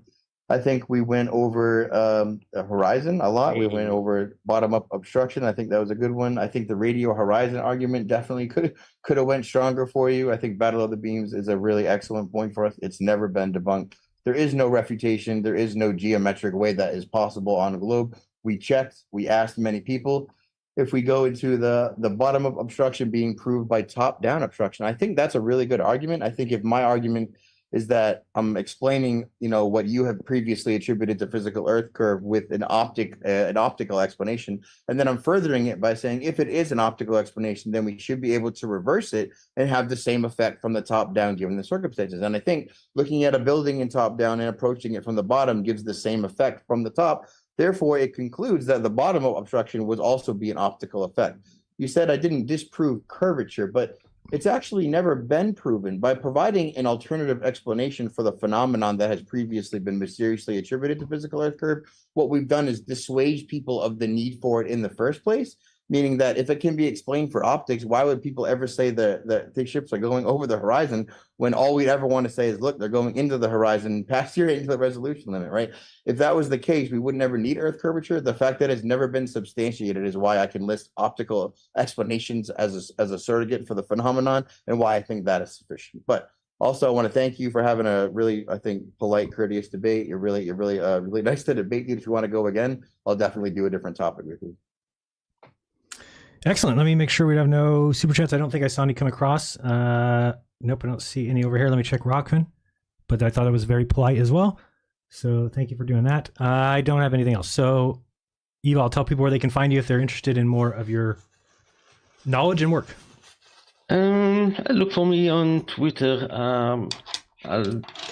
Can you put the username for me on Twitter? Sure. You mean in the description? Yeah. What's your username? At LevIL111. Yeah. At LEVEYAL 111. Okay. Got it. And also, if I can share with you or send you the links that I used in my example, or the whole document. Absolutely, yeah. We'll put it all in the description. Yeah, send me a message in Twitter, and I'll send you the text. Sounds good. Okay, and where can we find you, Shane? Always adl.place. Someone tried to help me by promoting my YouTube, but I just want to realize that's not going to be around forever. I will eventually be deleted from YouTube once again. adl.place is where I will live and where all my channels will be able to be found from there.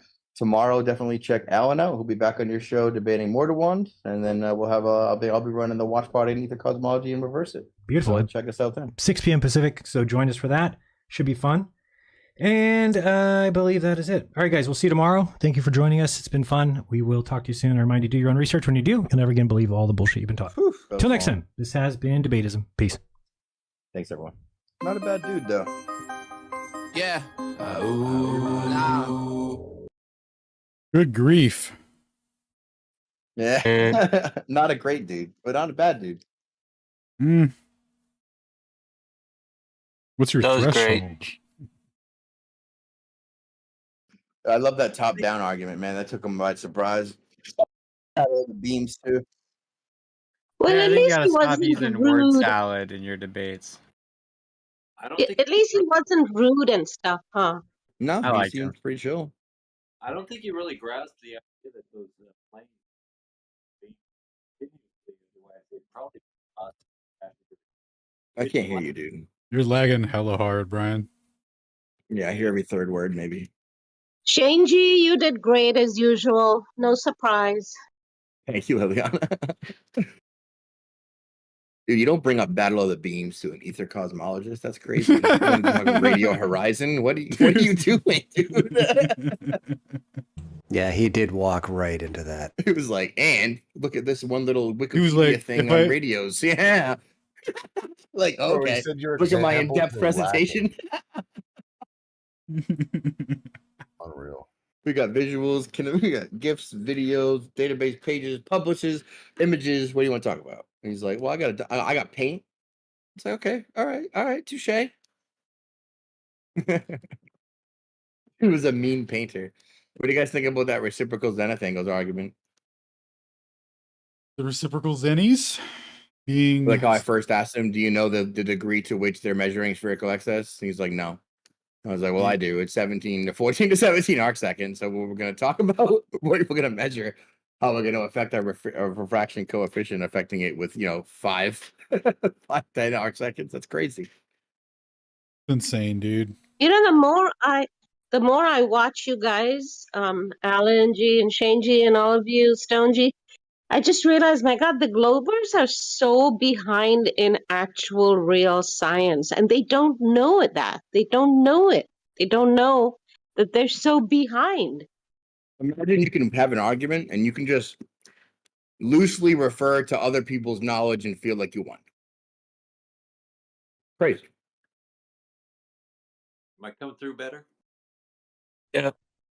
Yeah, I don't think he was really grasping the plane had to be in those beams continuously, otherwise they were going to get lost. They were flying in pitch black. And there's only so many ways I could say it. I was like, I'm content to move on. You don't get it. The observers probably will. Well, in that poor guy's defense, even people who speak English have a hard time keeping up with you, Shane G. So that poor guy, it was twice as hard for him, you know. But I'm glad that he wasn't all rude and insulting. He definitely got uncomfortable towards the end and tried to interrupt me. He was like, forget, I have no time left. I'm like, it's so hard. I thought he seemed really nervous, and it was brave of him to, debate with somebody. Yeah. Yeah, I would debate him again. I have other topics. Someone pick up maps. Well, it seemed to me like you were being patient with him, Shane G, and so that was good. You know, just showed goodwill. So I think that was great. Nice. Yeah, I do want to have him get his whole argument, especially when he's making like the typical global argument, or when he's gonna so confidently try to explain how skip zones and ions for the scattering explain battle of the beams. Like, okay, draw it all out. Get your paint. Go ahead. You figured it out. You never heard of this before, but you just figured out how it must have worked. Okay, you ready? None of that works. Here's why. He was like, what? No. But he drew a diagram right on the fly, man. He was like, maybe you didn't see my diagram. Maybe you didn't understand. Riggs took a really good screenshot that of the diagram. They threw it out. Yeah, they At 11:55. What? At 11:55 in the main chat, Riggs took a really funny screenshot of the Battle of the Beams explanation, where he just filled in a bunch of black stuff and was like, "This is how I think it works." Yeah, dude. This is how I think they did it. They just did blackness. Hell yeah, dude. They just shot the beam up and it just went everywhere and it just worked for them. Hell yeah, dog. That's pretty much how it works. I got both eyebrows. So classic, bro. He kept on drawing that until it was flat. Man, it was funny. Tomorrow, though. I don't want to wait till 12. Yeah, that's crazy.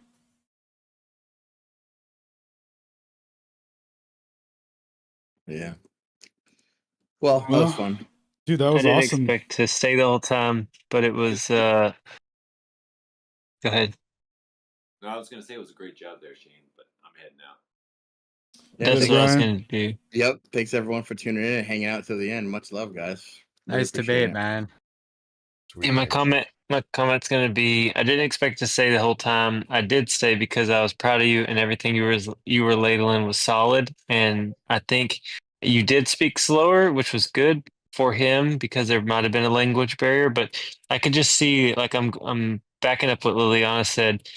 It seems like he just kept inside saying, but of course there's curvature, and of course we live on a globe Earth. And with that belief, armed with that belief, he can say and think whatever he wants because flat earthers are wrong and dumb, and there's not very many of them. But what they don't realize is we have the truth, and we're growing every day. So there's that. Yeah, nicely said, dude.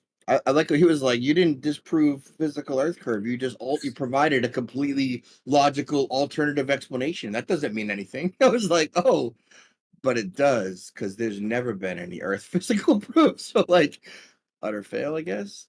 That was a great close. The only fallacy he committed was the Tis globe, like the reification. That was the only thing that he did that was fallacious. Dog, there was a haunted hayride. There was all kinds of fallacies. Hayride reversal unicorn was in there. That's when you invoke refractity, but it's recursive. He was seeding the cornfield, trying to get you caught in seeds of doubt. Yeah, for real. Huh? I mean, respect to that dude. If he listens to Flat Earth Friday and still wanted to come chat, that was cool.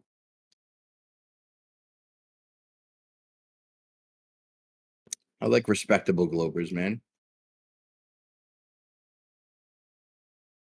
But they, Globers have this false confidence because they feel like they have such a huge and, strong foundation, and that the whole world, all the scientists have contributed. And I mean, they really feel like that platform is really stable. They don't have any ideas about the holes that there are in it. They're actually living on a fake pseudo sandcastle on the beach, and the tides come in, and they're like, "Look at my giant, safe, secure foundation." Like, whoa, you better get out of there, man.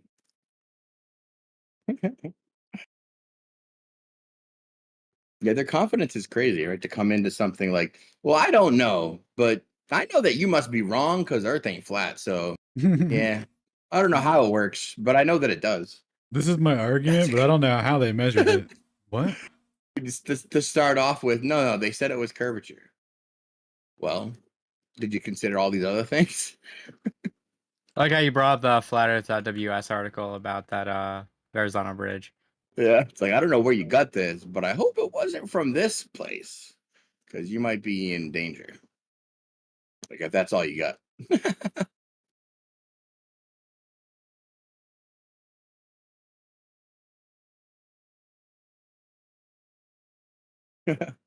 Dude, Mortal1 would never debate me on optics. He knows better. He even said, "Who are you debating?" No, that poor fucking schmack or whatever he said. He was like, "Yeah, there's no chance." Glad it's not me or whatever.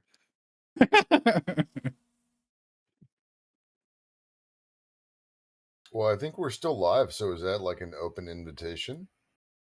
Mortal1? Yeah, he won't, dude. He didn't accept. All he did when I put up my open invitation was he volunteered FTFE first, and then he volunteered to find some super strong glober somewhere else that no one's ever seen that he would bring to us to accept my challenge. It was the weirdest thing, dude. That's why I made a video, produce your globular champion and bring him to me, because that's what he was acting like. It was like the most ridiculous response. Like, so are you accepting? And you're accepting on behalf of a male stranger who you haven't communicated this with yet? That's weird. That's a weird step. Like, I will seek him out and find the champion of the globe. It's like, I know he's out there. I've never seen him or met him, but I've heard tell of him. I will seek him out and I will put him in front of you. Hey, you let him know that while he's seeking for one for the globe, that they need to find one for the concavers too. They're pretty. Oh shit! I was gonna say the word. Concavers, man. We should just call them the people who got scared by the fake final experimenters. Is that too long? No, that's it. We could make an acronym out of it. I just call them hollow earthers that are too afraid to say they're hollow earthers. Yeah, but Hollow Earth was cool. Not really. No. They mailed it up with Agartha and all that, with a Vril and shit, with all the Nazi stuff, and they tried to propagandize it. How many movies have you seen about, the center of the Earth and Agartha? And it's like, oh, like 1,000. How many about Flat Earth? 0. Remember how the Holocaust had Shambhala. 10,000 videos about it? Like, I wonder which one of these is real in this circumstance.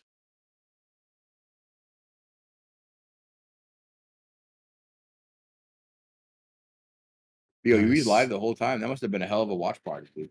Yep. Yeah, I'm about to wrap up now. I'll be right back. Well, does anyone want to say goodbye or whatever? Goodbye. Everyone should go to Flat Earth Wiki. Oh, you're not recording still, are you? Yep, I'm about to end. Oh, all right. Bye, everyone. Our librarian says goodbye. Our lore master also says goodbye. We'll be back tomorrow night at, I want to say 8 p.m., but it might be 9. Can't remember. Where I'll be debating Mordwand on quantum electrodynamics. And then Friday will be Flat Earth Fridays episode 116. So tune in for that. And then Saturday at 2 p.m., I'll be hanging out with the Czechs over on Aether Cosmology CZ. And we'll be talking about relativity theory. We'll be doing the full steel man and what is wrong with it. Because before you can start to critique it, you should have a good grasp on what they're actually putting forward, and a lot of people have different interpretations. So we're going to go over right from the source, old Daddy Einstein, and see what he has to say about the theory that he put forward that changed all of physics for the last 100 plus years. Hell yeah.